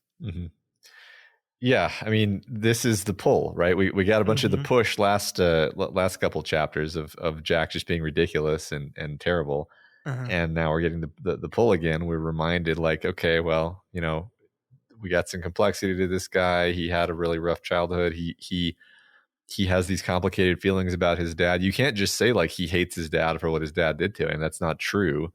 Mm-hmm. It's kind of hard to hate to hate a parent regardless of what they do. Mm-hmm. It's and That's so that's the worst. That's the worst and most awful thing about yeah, abusive parents, right? Is that right. that yeah, you might hate them for what they did to you, but you love them because they're your parents. Like there's this. Yeah, you're It's so programmed to. Yeah. yeah, yeah. Yep. So yeah, you feel for Jack here, and Mm-hmm. yeah, I think, I mean, just from a very kind of cold blooded like plot structure level, like I think King was sitting there going like, all right, I have to make you care about Jack again before I do the scary thing, because otherwise you're just gonna not really be invested in what's happening. Yeah, I hope that fucking hedge dog eats you, you asshole. Yeah. Exactly. Yeah. Right. Yeah. Yeah, no, I get that. I get that. And I actually really like this as well because like Jack does this little 3-beat of telling like stupid childish jokes that aren't funny. He's going down the slide, he's trying to crawl through stuff. He's basically playing like a kid. Uh-huh. And I love that while this is happening, at the same time Jack has like is desperately trying to cling to childhood. We have Danny who's being forced to be the adult, right? Mm-hmm. I love this central contradiction that's happening. These two events we're told are happening basically at the exact same time, and I don't Yeah. think it's an accident that we do all these things. You know that we're showing Danny in full having to make adult decisions while Jack is in full behaving like a stupid child. Yeah. Like I bet you before you read this book, if you thought the first time we encountered the playground hedge animals, it was not going to be with fucking Jack. It was going to be with Danny playing on the playground. Yeah. No, I did think that because I thought that's what happened in the in the show, and Mm-hmm. so yeah, no, it totally, it's totally surprising to me actually, Mm-hmm. and it definitely unfolds differently than the way I thought it would. Yeah. Like because it's not really, for some reason I guess I thought it was gonna be like an action scene, and really it's more about dread, Mm-hmm. and like psychological terror. Well, I mean, we might not be done with the hedge animals yet. Fair enough. And this is when the hedge animals start to move. And I don't know how to talk about this section other than to say that the first time I read this book, this utterly terrified me. I think there's something, we've talked about this again, but there's something about the way King writes this that just scares me to my core. Like, I think one of my central fears is like this idea of things moving when I'm not looking. You know, like Mhm. I think this is 100 times more terrifying than if we just saw a hedge lion slowly creep towards Jack, right? The idea that he's trying to get them all in his field of view and he can't because they're spread out too much. So anytime he turns to look at one, the other moves, and then he looks back and it's moved. And then while he like, just like, it's like the Boo ghost from Mario, but scary hedge animals. And it's just so creepy. I love it so much. Yeah, remember that game, The Forgotten City, that we talked about for Doofcast? Where Yeah. the stats Yeah. do that. Yep. Yeah, no, I agree. It's there's something incredibly creepy. I think this is like Mm-hmm. an evolutionary thing of like things watching you and Yeah. stuff like that. No, I agree. Mm-hmm. It's great. And once again he uses the interjecting parentheticals of thought in the middle of sentences. I think really enhance it too, because it's not just that this is happening, it's that as it's happening, parentheticals are like this. When he first realizes what's going on, he says, come on, he scolded himself, you just trimmed the fucking rabbit, so what's the, that's it. His breath stopped in his throat. Like that parenthetical of "that's it" right there really just enhance it. Like I love how the thoughts intrude in the middle of the sentences. It's so good. It's so good. Yeah, no, I agree. I love it. It's very, very unique. Mm-hmm. So the animals start to look more alive, more fierce, and then they begin slowly moving towards him in the times he's ability to he has the ability to look at them. I love the idea that the dog stops being a dog and starts being like a German Shepherd. Like Uh-huh. at first it was just a dog, and then suddenly it's a German Shepherd. Like it's a specific kind of dog. Uh-huh. It's just really great. It all gets to the point where Jack just can't handle it anymore. He shuts his eyes. He refuses to participate anymore. And when he opens them, they're all back in their previous place and everything is fine. And Jack hurries off, leaving his trimming job unfinished. Yeah. Oh, God, it's so fun. It's so delightful. It's so well executed. And of course, the other thing about it is, once again, I have to repeat myself, it could all be in his head. Could very well be, because nothing happens to him. There's no physical evidence left from what happened. Just the animals are back where they were. So This is the question. Uh-huh. and I hesitate to personify the Overlook too much, but like if you're the Overlook, what do you get out of scaring the shit out of Jack here? Like, do you have a goal, or are we over personifying a thing that might just be like, I like fucking with people because Yeah. it's fun? I don't know. I mean, again, I at this point have no reason to say that the Overlook is like a personage. It could be Sure. a malevolent force that nonetheless just does things, does random chaotic evil things that have no real plan behind them. Mm-hmm. And this could be one of those. There's also the possibility that like maybe, again, I forget. I'm at this point, I'm just kind of wiping the adaptations out of my mind because I'm like they're going to be more misleading than anything else in certain ways. Like it seems like the sort of thing where almost everything that I can think of, and certainly everything that's happened up to this point, is just like psychological, like hallucinatory stuff. Like Okay. like maybe the animals literally didn't move. Maybe but I'm not saying he just hallucinated because of mental problems. I'm saying that the hotel made him hallucinate. Sure. And like it's the what's that, like that old Sherlock Holmes like TV miniseries where like people were being stalked by supernatural monsters, and then they like die, and it would seem like the supernatural monster killed them, but actually it was just like they would run out into the street and get hit by a car because they were scared, and it was I actually just a have no hallucination. idea. It doesn't matter. The point is that somebody was shooting them with like a hallucinatory dart, and then they would run out into the street and die, and like it was just they were the one that killed themselves accidentally. This is a total tangent. The point is like the Overlook doesn't even have to touch you. It just has to make you think you're being touched. Sure. I don't know. We'll see. So we end this chapter on this. In the Overlook's kitchen, he paused to take 2 Excedrin and then went downstairs and looked at papers until he heard a dim sound of the hotel truck rattling in the driveway. He went up to meet them. He felt all right. He saw no need to mention his hallucination. He'd had a bad scare, but it was over now. It's all over now. The end. I like how like he just went downstairs and looked at the papers because that's all he's fucking doing now. He's just looking at these fucking papers. No, I love your pick of the metaphor of the papers being like the alcohol, because it's like instead of thinking like, Christ, I need a drink, he just goes and looks at the papers and it's all better. Look at the papers. Yep. Yeah. All right, so from here we move to chapter 24, Snow. This is a quick 1-page chapter as the big snow finally falls at the Overlook, covering everything, including those spooky hedge animals in a blanket of white. I love this part, Matt. The hedge animals were also gone, but when Wendy and Danny had gotten home, she had commended him on the good job he had done. Matt, he didn't do the job. He did one of them, and he didn't finish it. That's creepy as fuck. He didn't do the job, but the hedges, they're trimmed now. They're trimmed now. That's great. I love that. I mean, it could mean 2 things, Matt. It could mean either the hedge animals just trimmed themselves because that's what they do, or this is Wendy terrified of Jack and his moods and everything, just placating him and being like, "You did a really great job, buddy." I actually no. I'm gonna be honest. My reading was, Wendy looked at his half-assed shitty job and was like, "Oh my God, great job, sweetie! You're such a talented hedge trimmer." And because Jack knows that he didn't really do the job, it's triggering to him because he's like, "You're just fucking. You think I'm useless, don't you?" It's like, yeah. kind of. Yeah. Well, it's fun either way. Mm-hmm. So this is the one line of this chapter I wanted to read as they're sitting there watching the snowfall. Curiously, all of them were thinking different thoughts, but feeling the same emotion: relief. The bridge had been crossed. Doesn't this just piss you off a little bit? It's like, oh, good. We don't have to make the tough decision anymore. It's been made for us. We're good now. It's like, no. It's bad. It's bad. Yeah. It's all. Yeah. Nothing is resolved, people. Yeah. All right. So we move on to chapter 25, our final chapter of the week, ominously titled Inside 217. Oh dear.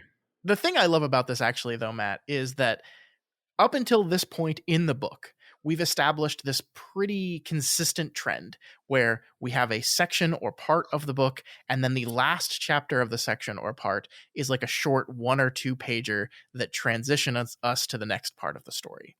And usually a threshold has been crossed in this.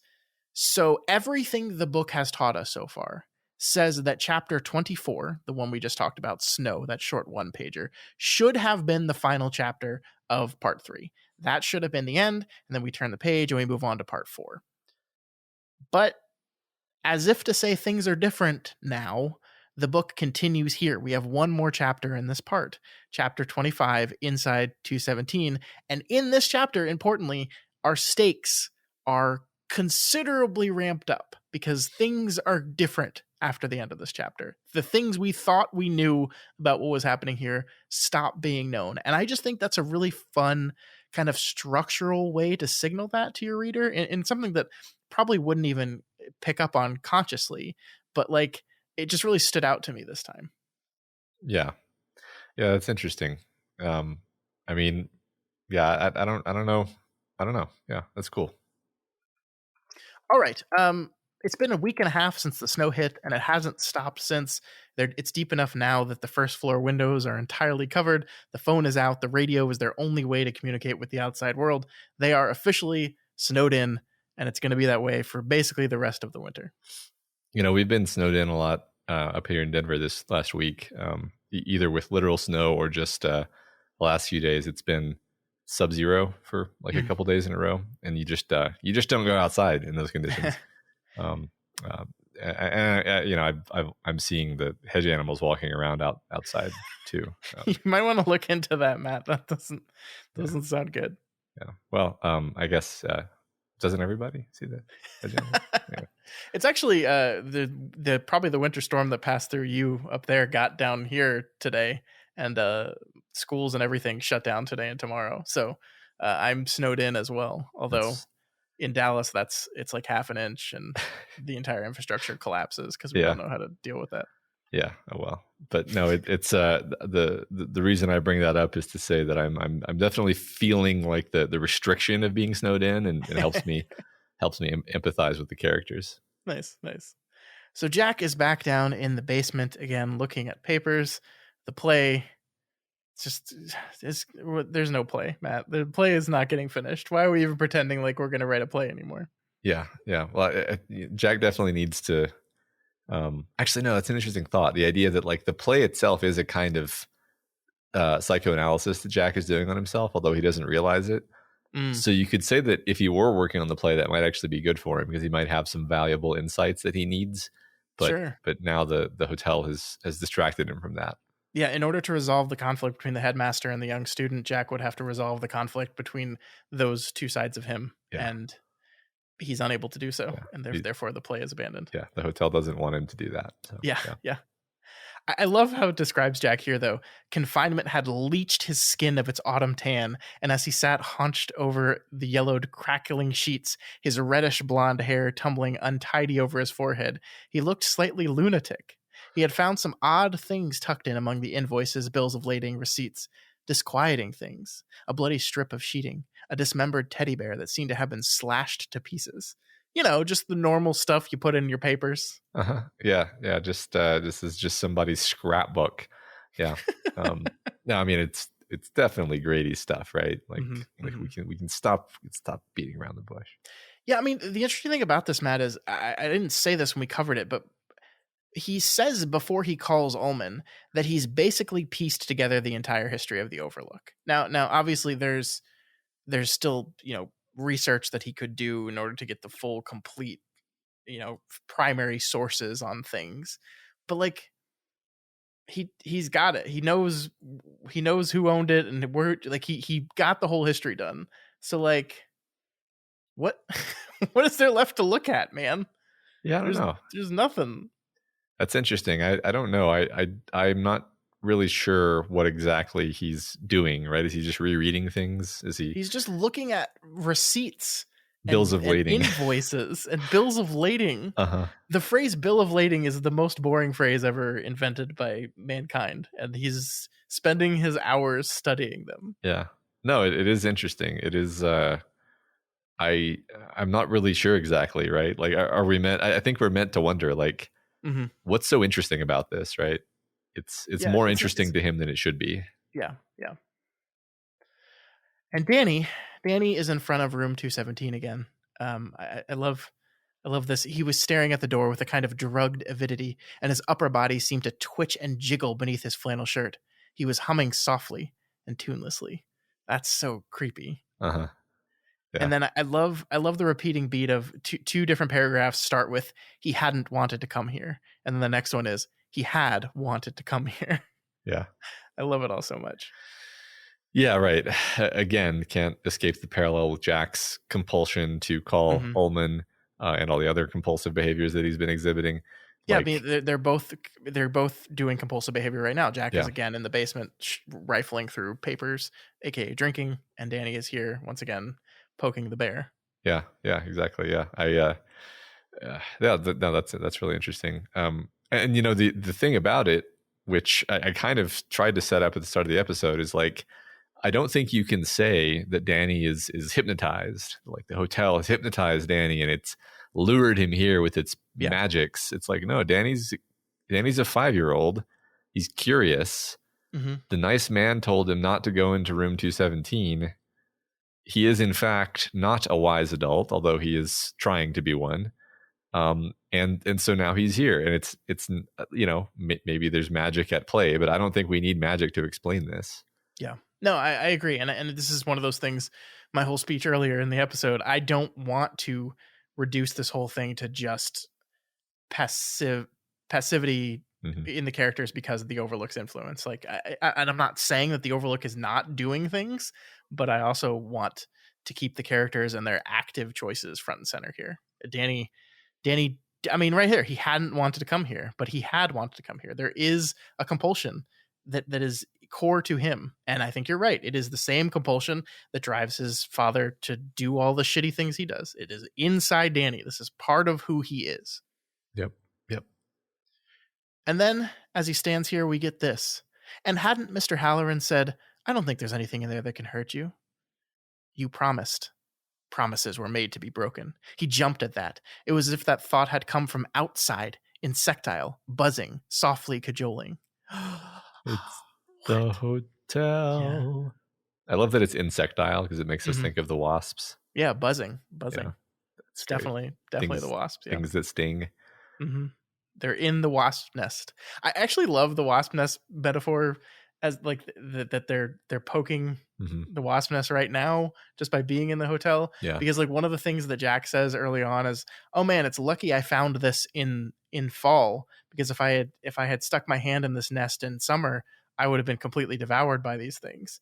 But the Overlook's summer is the winter. Uh-huh. That's kind of what we're led to believe, is that it's kind of dormant mostly, and this is really when things really get going, is during Yeah. the winter time. So like the time when you think you're a little bit more safe because maybe it's sleeping. No, it's not sleeping right now.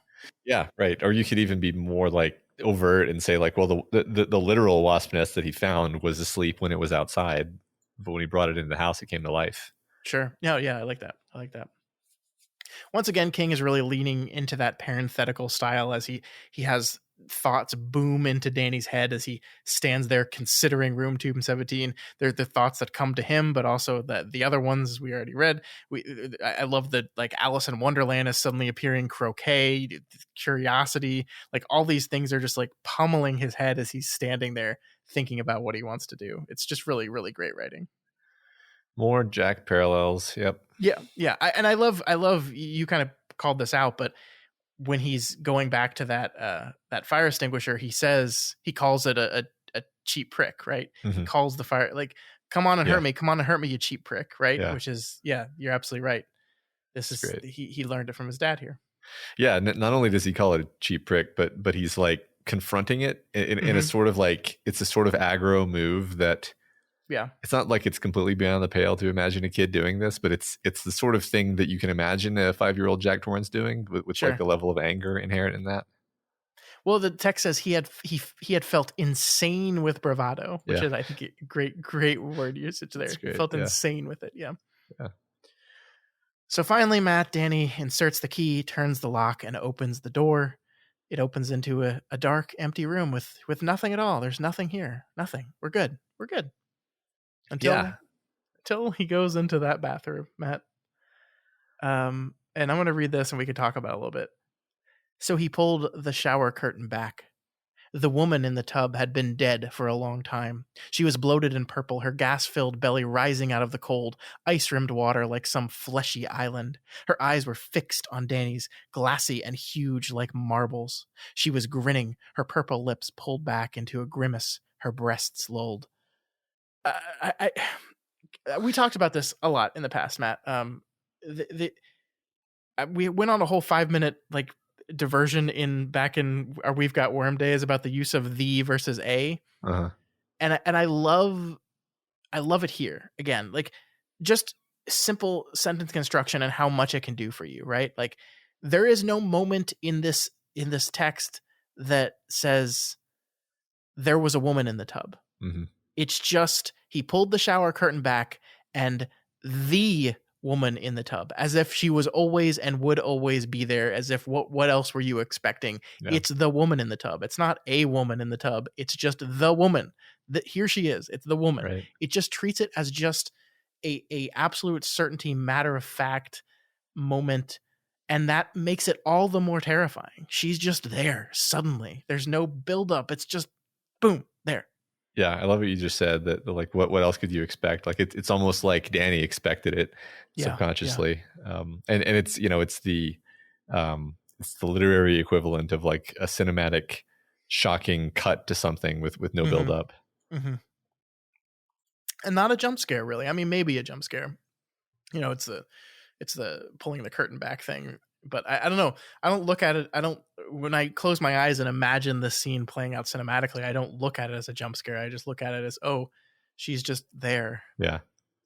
No, I agree. Yeah. That's how my mind's eye renders it as well. I think, I don't know. I think jump scares tend to be cheap, and like this is the horror of this is not in that kind of fear. It's it's more situational and psychological. And jump scares work on me. Like they cause me to jump. I get scared at the slow build up to them when I know we're building up to that moment. They work. They're effective, but that's why they're used, is because they're easy. This kind of horror I think is a lot harder, and it's really, really good. Love it. I mean, what was your reaction to this? Were you scared? Were you terrified? Like, I know you kind of knew that this was going to happen based on your understanding of the story, but I mean, creeped out. I think like it always depends. Just to be honest, the problem with audiobooking is like it's hard to be scared if you're like listening to something while commuting. It's hard to really feel that like you feel much different if you're reading the book in bed at night and all the lights are off, except for your dim little bedside lamp, and maybe there's noises elsewhere in the house. Like it's very different, and sometimes I wish that I could like reserve bits like this and only read them in those contexts or listen to them in those contexts. But how would you know in the moment, right? Exactly. Sure. So, I'm not really complaining too hard, because it was still very effective, and like I thought it was great. I mean, the description of the woman is just so awful, like in the best way possible. Like just that part I read, right? It's just you see it and it's just terrifying. Yeah. No, it's so it's great. I mean, imagine a 10-year-old reading this in class. Just sitting there learning your multiplication tables, and also there's a dead purple corpse with grinning at you, lolling breasts. The woman sits up and Danny runs. He runs for the door, which is now closed, that he can't get open. But don't worry, Matt, because he remembers in this moment the words that Dick Halloran told him. It's just pictures in a book. It can't hurt you. And so his eyelids snapped down, his hands curled into balls, his shoulders hunched with the effort of his concentration. Nothing. There is nothing. There is nothing there. Not there at all. Nothing there. There is nothing. Time passed, and he was just beginning to relax, just beginning to realize that the door must be unlocked and he could go, when the year's damp, bloated, fish-smelling hands closed softly around his throat, and he was turned implacably around to stare into the dead and purple face. So that's the moment, Matt, right? This plays as the important moment that it is, right? That this is an escalation. This is from everything we've seen. It's been images of things. It's been things moving when we're not looking. It's been things that you're absolutely right could just be in your head. And this is an escalation. This is different. This is, oh, they can hurt you and they're going to. Yeah, the first actual touch. I mean, I think you could argue that the wasps showing up in his room was the power of the hotel touching them, but this is much more unambiguous. That is still something you could have said, well, maybe the bug bomb was defective. This is obvious magic and ghost shit. Yeah, so it is. Dick was wrong, and the implication of that now, it's kind of insidious. If you do want to personify the hotel, that it just fucked with him for a while and it waited until they were trapped before it upped the game. It's kind of delightful. It's interesting to me because I'm I kind of know the reason why Dick always thought that they were just pictures in a book when in fact they aren't. But it's like the thing I know that from is literally the film Dr. Sleep. Mm-hmm. So I'm like, I don't want to talk about that in this context, and and I don't think it really matters either. Like, sure. So we'll just not talk about that anymore. I mean, well, if it comes up in the book, we can reference to it. But yeah, I think we should hold off until if it does. Okay, makes sense. Because I know there's things that we could talk about right now about what is happening here, why these things are suddenly able to do things that characters thought that they weren't able to, but. That line hasn't been crossed in the book yet, so we will not talk about it yet. And it doesn't like matter right now. So sure. I agree. Yeah. Cool. All right. Man, I can't wait for more, Matt. There's like, I know what's going to happen in the next few chapters, and it's going to be so good, man. Like, I mean, the broad strokes, obviously, but there's so much. We're barely halfway through this book, and it's going to really speed up from here. Yeah, I mean, I know the broad strokes, but I don't know the timing of things, and also I know there are scenes that I don't know about, right? Yeah, so, yeah, I'm really excited. Yeah, all right. So next week we will continue with part 4. We're going to be covering chapters 26 through 31 of that part. It's actually, I think, the shortest amount of pages that we'll be covering all book. It's only 56 pages, so we'll have a really short episode next week. Just kidding. We'll just talk about those 56 pages for longer. It'll somehow be even longer than this one. All right. But that is going to do it for this week. Let's move on to our discussion question. Matt, what was the question from last week? What is your favorite use of wasps/bees/stinging insects in storytelling? And don't pick My Girl. And people actually listened and nobody picked My Girl. Although I will say, like, My Girl would probably actually be my answer because it made me afraid of bees forever. I watch, like, there's this person on TikTok, like Texas Bee Works or whatever, and it's just like this lady that like is called when someone finds like a giant bee's nest and they don't want to kill it, they just want it removed. And she just like doesn't wear any of the protective gear because she's just like, bees don't hurt you. Like, here, I'm just gonna pick up this honeycomb and shake all the bees off of it. And I'm just like, ah! And she's fine, totally fine. So, when I was a kid, we'd go outside for snack time, and I'd have my little plastic Ziploc bag with my chips in it or whatever. And I would like eat the chips, and then I would take the bag and I would catch as many bees in the bag as I could. That's insane. I would catch one and then I would close it and then I would find another bee and then I would catch the next one with the first bee still inside. And I wouldn't kill them. I let them all go when I was done. But this is just what I would do when I was like 7 or 8. I never got stung. That's my story. I mean, the honest truth about bees is they really don't want to sting you. They're not like asshole wasps. Yeah. Right. So yeah, they're just, it's just yeah, they just scare me, man. Right. They just scare me. In contrast, one time we were just walking in the park and a wasp just comes out of nowhere and just stings my daughter on the hand and then leaves. Like she wasn't doing anything. She was walking. So, it's, anyway. These fucking assholes. Wasps. I hate them all. Yep. All right. First answer from Walk-In Dude 22. They say, I really racked my brain this week. Of course, there are wasps in this book, but what a boring discussion that would be. Then there are the mutant honeybees in the wasteland, but they're incidental to the story and mostly unimportant.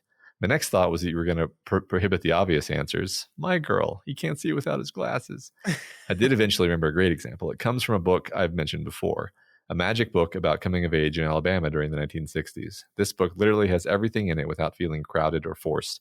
It is a murder mystery filled with magic, monsters, dinosaurs, Nazis, bootleggers, prostitutes, aliens, and, yes, stinging insects. The book is Boy's Life by Robert McCammon. The scene is Easter morning. The townspeople have all put on their Sunday best and crowded into a hot and sweaty church. As the preaching ramps up, the noise and hubbub disrupts a nest of hornets, and hilarity ensues. I can't imagine something more terrifying than being stuck in a building in hot clothes while also being stung by hornets. Yeah. And just imagine like the panic, right? Yeah. Like at a certain point, it's like the screaming and flailing and trampling people become the problem. We didn't talk about Jack's story about how like a certain number of car crashes go completely unexplained. And the guess is that it's just a bee in the car or a stinging insect that causes, like, that's an absolute fear of mine, that like just in a car. And then I don't like bees, man. I watched My Girl and I don't like bees. Yeah. So just the idea that I'm just in a car, oh, there's a wasp and it's going to sting me and I'm going to crash my car and kill myself because of this stupid wasp. Right. You can't control your like flinch if there's like a bug. Yeah. We should not be allowed to drive 80 miles an hour on a road. We're two stupid animals. In a world with bees. Yeah. Yeah. Let's eliminate all bees except for the ones that are necessary for our survival. Oh, we're working on all of them. Oh yeah, you're right. Next we have Snarking, who says, long time listener, but this is my first time posting a responsive discussion question. Oh, that's awesome. Thank you. Welcome to the discussion question section. I'm glad the algorithm blessed you. This answer has already been given above, but the very first thought that came to my mind, I think they mean above on the thread. I don't know if that one was picked or not, but the very first thought came to mind was Skitter's use of stinging insects and worm. Oh, wow. I started reading because Scott and Matt kept referencing it, and I thought I'd give it a shot to see if it was as good as they made it sound, and it absolutely was. No spoilers about any specific scenes, but I definitely wouldn't want to go up against her in a fight. This is so fun. I'm not the only person who says they've tried out this book just because we talked about it, and it's really encouraging to see. Yeah, no, it makes me happy that I'm a huge fan of that writer and those books, and it makes me really happy to have led people to it, especially because they enjoy it. And yes, also I agree with that answer. That it's a terrifying foe. Yo, the things she does with these bugs, you have no idea. No idea. The things she does with them. You gotta have a really, really rich imagination to think of some of these things. All right, from Sugar Chilele. My favorite literary mention of bees is a simile in the Iliad. And the army host surged after them, as when there goes a swarm of densely buzzing bees, streaming ever anew from a hollowed rock, in clusters like grapes, zipping towards spring flowers in a throng on the wing, hither and thither. It's a really beautiful description, but it also feels poignant. The vast majority of these men are unnamed, and like the bees, they can fight, and they fight more dangerously together, but ultimately, bees are crushable. And when they sting, they die. Yeah, I love that. That's great. Yeah. Man, the Iliad's been coming up a lot lately. Yeah, makes me happy. Yeah, me too. Next, we have Complicated 9519, who says, I'm a bit late, and I wouldn't say this is insects in books or movies, but it's a fun fact. There is a species of bee in South America that feed off rotten meat instead of flower pollen.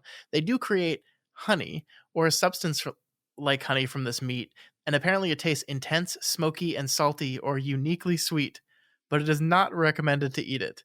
These bees are called vulture bees. That is not a thing I needed to know. Have you seen the hives that they make, Scott? Oh God, I'm looking this up now.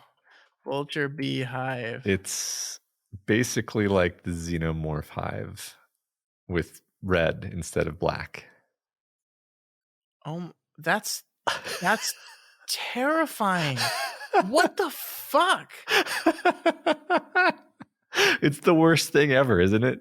It is the worst. It is indeed the worst thing ever. If you didn't know it was real, you wouldn't believe it. You'd think like, oh, this is somebody's Photoshop, right? No, it's so bad. Just imagine if you just stumbled upon that. I would assume that I'm in a fucking movie. Yeah, you fell into a hell realm. The world is scary and wonderful. Thank you, Complicated, for that. I'm glad I'm going to dream about a vulture beehive now. It's great. All right, Fuck next. Me. Yeah, I'm so glad we got to share that live. Steve Living Room says bugs, insects, bugs that skitter, insects that weave. I already know where we're going with this. It has to be the worm cereal that so many here talked about. So much so that I finally gave it a go during Kingslingers winter break, even though I'm not a big superhero genre fan. I'm on the last arc. It's been a great story and ride, laughing and crying and amazing, anger and sadness. This book was great at tugging at emotions. The best, though, was the incredible creativity and how Taylor uses her bug powers. Each arc saw new ways to use a power that initially seemed kind of dumb. From smart to cool to terrifying, Taylor's multiple uses and Wildbow's imagination gave me a whole new respect for bugs. Yeah, right. It's Read Worm, folks. In short, if you ever thought to yourself, bugs, what can they do to you? Read Worm and find out. I just want to focus on the fact that Steve started reading Worm during our winter break and is just about done with it, which is an astonishing amount of reading considering how long that book is. Yeah. Good timing. Yeah, good time. Next we have Odd Guarantee 30, who says, the greatest, most horrifying insect moment I have read is in Dead House Gates from Malazan Book of the Fallen. A swarm of blood flies catches a group of refugees fleeing from a prison camp and savage one particularly pretty girl. The horrifying thing about blood flies is that they lay eggs inside your flesh that hatch within minutes and eat your flesh on the way out of the wounds. Thanks to some quick application of a tobacco salve, most of the eggs are killed prior to hatching, but the girl's face is still ravaged by pockmarks from the flies. Really disgusting scene that I can't recommend enough. Matt, why did we ask this question? This is awful. Oh my god. Yeah, wow. Somehow I didn't expect terrifying answers from a question about stinging insects. Because I'm an idiot, I guess. Why do bugs exist? I don't know. I don't know the answer. Let's kill all the bugs. This is gonna be my supervillain origin story. All right, let's do it. We'll move to another planet where there's no bugs. We'll be like in Prometheus or whatever. That did not go well. No, yeah, you're right. Covenant is what I meant. Anyway, that also did not go well. No, kind of worse, really. All right, Baby, Can You Dig Your Sam says, well, I could talk about the bee who put Misery Chastain into a coma. That's great. Or about the bees that kept popping up in Black House, but I think I'll touch on some bees in movie horror. Top pick is, of course, Candyman. Candyman was a brilliant artist who made the mistake of falling in love with a white woman and then was lynched, smothered with honey, and stung to death. Bees figure pretty prominently into the story, including a shared kiss with a mouthful of bees. I'm a huge fan of The Burbs. It's a movie that just gets more hilarious every time I see it. And there's a great scene where they go to visit the Klopek house and get attacked by bees. Definitely a warning to stay away from his family. Lastly, somebody has to mention Nicolas Cage's over-the-top performance in The Wicker Man, where he is screaming, "Not the bees!" Yeah, that's great. That's really wonderful. I loved Candyman. Candyman scared the shit out of me as a kid, and I think it was part of my bee phobia. But I really liked that movie. I haven't seen the new one. I never saw it. I've never seen either of them, but now I'm imagining one of your parents deciding that like this week we're gonna watch My Girl and then Candyman. But I have seen The Burbs. I don't remember a scene with bees, but that was a long time ago. As the Thick says, I think my favorite use of bees was the episode of Futurama where Fry is stung and Leela has to deal with her emotions of losing him. The entire episode does a really good job of mixing the bee metaphors with the emotional weight involved. The Sting is a really good episode, and I remember that episode, and I agree with you. It's one of those, Futurama is a very funny show that sometimes just goes, you're gonna cry now. Boom. Yeah, it's they do it just rarely enough that you're never quite prepared. Mm-hmm, mm-hmm. Gerardo says, I really enjoyed the B perspective from Black House. Flying across town to different scenes, floating above the action, meandering about was really fun to me. I was fully drawn in and loved it from the start. Also, it being a metaphor for the Queen was a nice bonus. I'm glad. I think we had mixed, complicated reactions to that opening, but overall, I think we grew to appreciate it as it went on. I think the B symbol did come together by the end. Yeah, I agree. ALH 84001 says 3 words: not the bees. The majesty of Nicolas Cage's performance in The Wicker Man, truly a chef's kiss of bad movies. It is legendary, and for good reason. The scene in question, where Cage is forced to wear a medieval-looking torture device full of bees on his head, isn't even the craziest in the movie, despite its memeable status. At one point, Cage straight up cold cocks a nun in the face while wearing a goddamn bear suit. What? Do yourself a favor and go watch, rewatch, study, scrutinize, bask in the awe that is that movie. Just don't wear out your jaw from it constantly hitting the floor. Never actually seen it, but I've never seen The Wicker Man. No. Oh, it's all kinds of fun. It's not good at all, but it's a lot of fun. You know, my wife like hates Nicolas Cage. This is like the big entertainment piece of contention in our marriage. Is that like I love Nick Cage, and she just can't stand him. Yeah, right. It's interesting because I think we've talked about this probably, where it's like, yeah, I think I could get hating Nick Cage, but I unironically think he's a genius, actually. Like, and this isn't actually.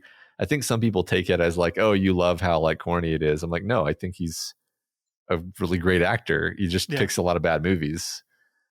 Yeah. Well, and I think like, I don't know, like it's very easy to look at his overacting and being like, oh, you just suck. And it's like, well, what if he's doing that on purpose? Like, what if everything he's doing in Face Off is intentional and is him creating an incredibly memorable, out of this world character in an incredibly ridiculous, absurd movie? Right. I think you just have to watch him in a few different things and realize that like he's whatever thing he's doing is a specific choice in whatever Weatherman movie. Adaptation. Fucking great performances. Yeah, exactly. And that is it for our answers this week. Thank you everyone for submitting. I love reading these. This was so much fun, even though I'm horribly disturbed and once again not going to sleep. 2 weeks in a row that I've left the discussion question section going like, well, there's the sleep gone. But we really appreciate all your answers. I wonder if Wildbow knows about vulture bees. Let's go tell him. Make sure he includes that in the next one. Yeah. All right, Matt, what is this week's discussion question? This week, we watch both Jack and Danny compelled to do something that they shouldn't. So what are some other instances of characters succumbing to their bad, compulsive behaviors? I mean, I guess it doesn't have to be bad compulsive behavior. It can just be compulsive. It could be good compulsive behavior. I don't know. Just let's talk about compulsion and talk about characters succumbing to their compulsions and what happens and how that communicates what the book is about. Yeah, and how that's used. Yeah. Cool. Great question, Matt. That was a Matt original. Oh, was it? Oh, yeah. Okay. You were literally you. Oh, that. How do you not know this? Well, you were the one who came up with the wording of it. I was the one who came up with the kernel of the idea. The execution is what matters in this life, Scott. No, I'm sorry. That's not true. The idea is what matters, and it's your idea. Well, it's fun that we have this disagreement here. So we'll just let that lie for now. All right. That is going to do it for us here on Kingslingers. As we said, next week, The Shining will continue with chapters 26 through 31. We're in it now, Matt. We're trapped in the Overlook, and it's all going to be great. It's all going to be fine. Yeah, remember, you can reach out to us via email at kingslingerspod@gmail.com or on Twitter @kingslingerspod. And of course, over on the subreddit at r/doofmedia is a great place to answer the discussion question. Yeah, and please interact with us on social media. As I think we said last week, we're really trying to enhance our social media presence. We're trying to post regularly and trying new formats and stuff. If you follow us on Twitter and Instagram, you might see some new format posts we've been trying out. Please interact with those stuff so we can know if it's working. Yeah. We would really appreciate that. For sure. And of course, if you're not already subscribed to Kingslingers, please do so. The season is just getting started. We've got so much more fun stuff, and you don't want to miss a single second of it. So subscribe to wherever you can find podcasts. Please, and keep it up. Keep it up. Yeah, if you want to support us, then please consider donating to patreon.com/doofmedia. Special thanks this week to new patrons Mariah H., Logan S., Cyan Cicada, and Andrew T. Welcome. We hope you enjoy the cool stuff we have over there, including our recent Other Levels of the Tower bonus Kingslingers podcast on the mini-series Storm of the Century. Mm-hmm. And we got 1922 coming up next month. All right. Of course, if you cannot afford to donate, that is absolutely okay. That will always be okay. You can always help out by sharing this podcast. I saw there was a thread on the Dark Tower subreddit, by the way, Matt, just today I saw it, of people sharing that they're listening to us and they found us recently. And there were a bunch of people posting in there that they also found us recently. So a bunch of new listeners probably making their way through the original season we did a few years ago. So that's because of you guys sharing it. That's how these people are finding us. It's because of you. And we just want to thank you for that. So please keep doing it. It works, as you can see. And we really do appreciate it. Yeah. You can also, of course, always leave us a rating and a review, which helps us just as much as sharing us does. This week's Spotlight review comes from R. Dalban, who gives us 5 stars and says, great content and motivation to read. Nowadays, it's so hard to find the time. No, let's be honest, the required attention span to read books. However, hearing these folks having insightful and fun discussions about Stephen King's works gives me all the necessary motivation to power through the urge to check the news or social media and thoroughly enjoy rereading some of my favorite books of all time. With season 3, it's been a blast finding all these cool tidbits I missed in my first reading of The Shining. Thank you. Well, thank you. And that's it's fun to do this podcast, and it's fun that people listen to this podcast, but the idea that we're getting people to read more, that's incredible and amazing and makes all the work completely worth it. Yeah, incredibly gratifying. Thank you so much for your review.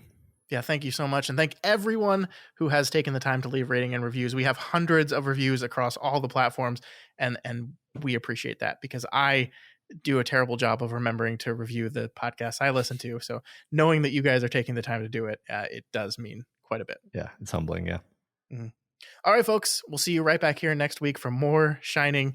It's going to be some ghosts. I can't wait. Long days and pleasant nights. And may you have twice the number.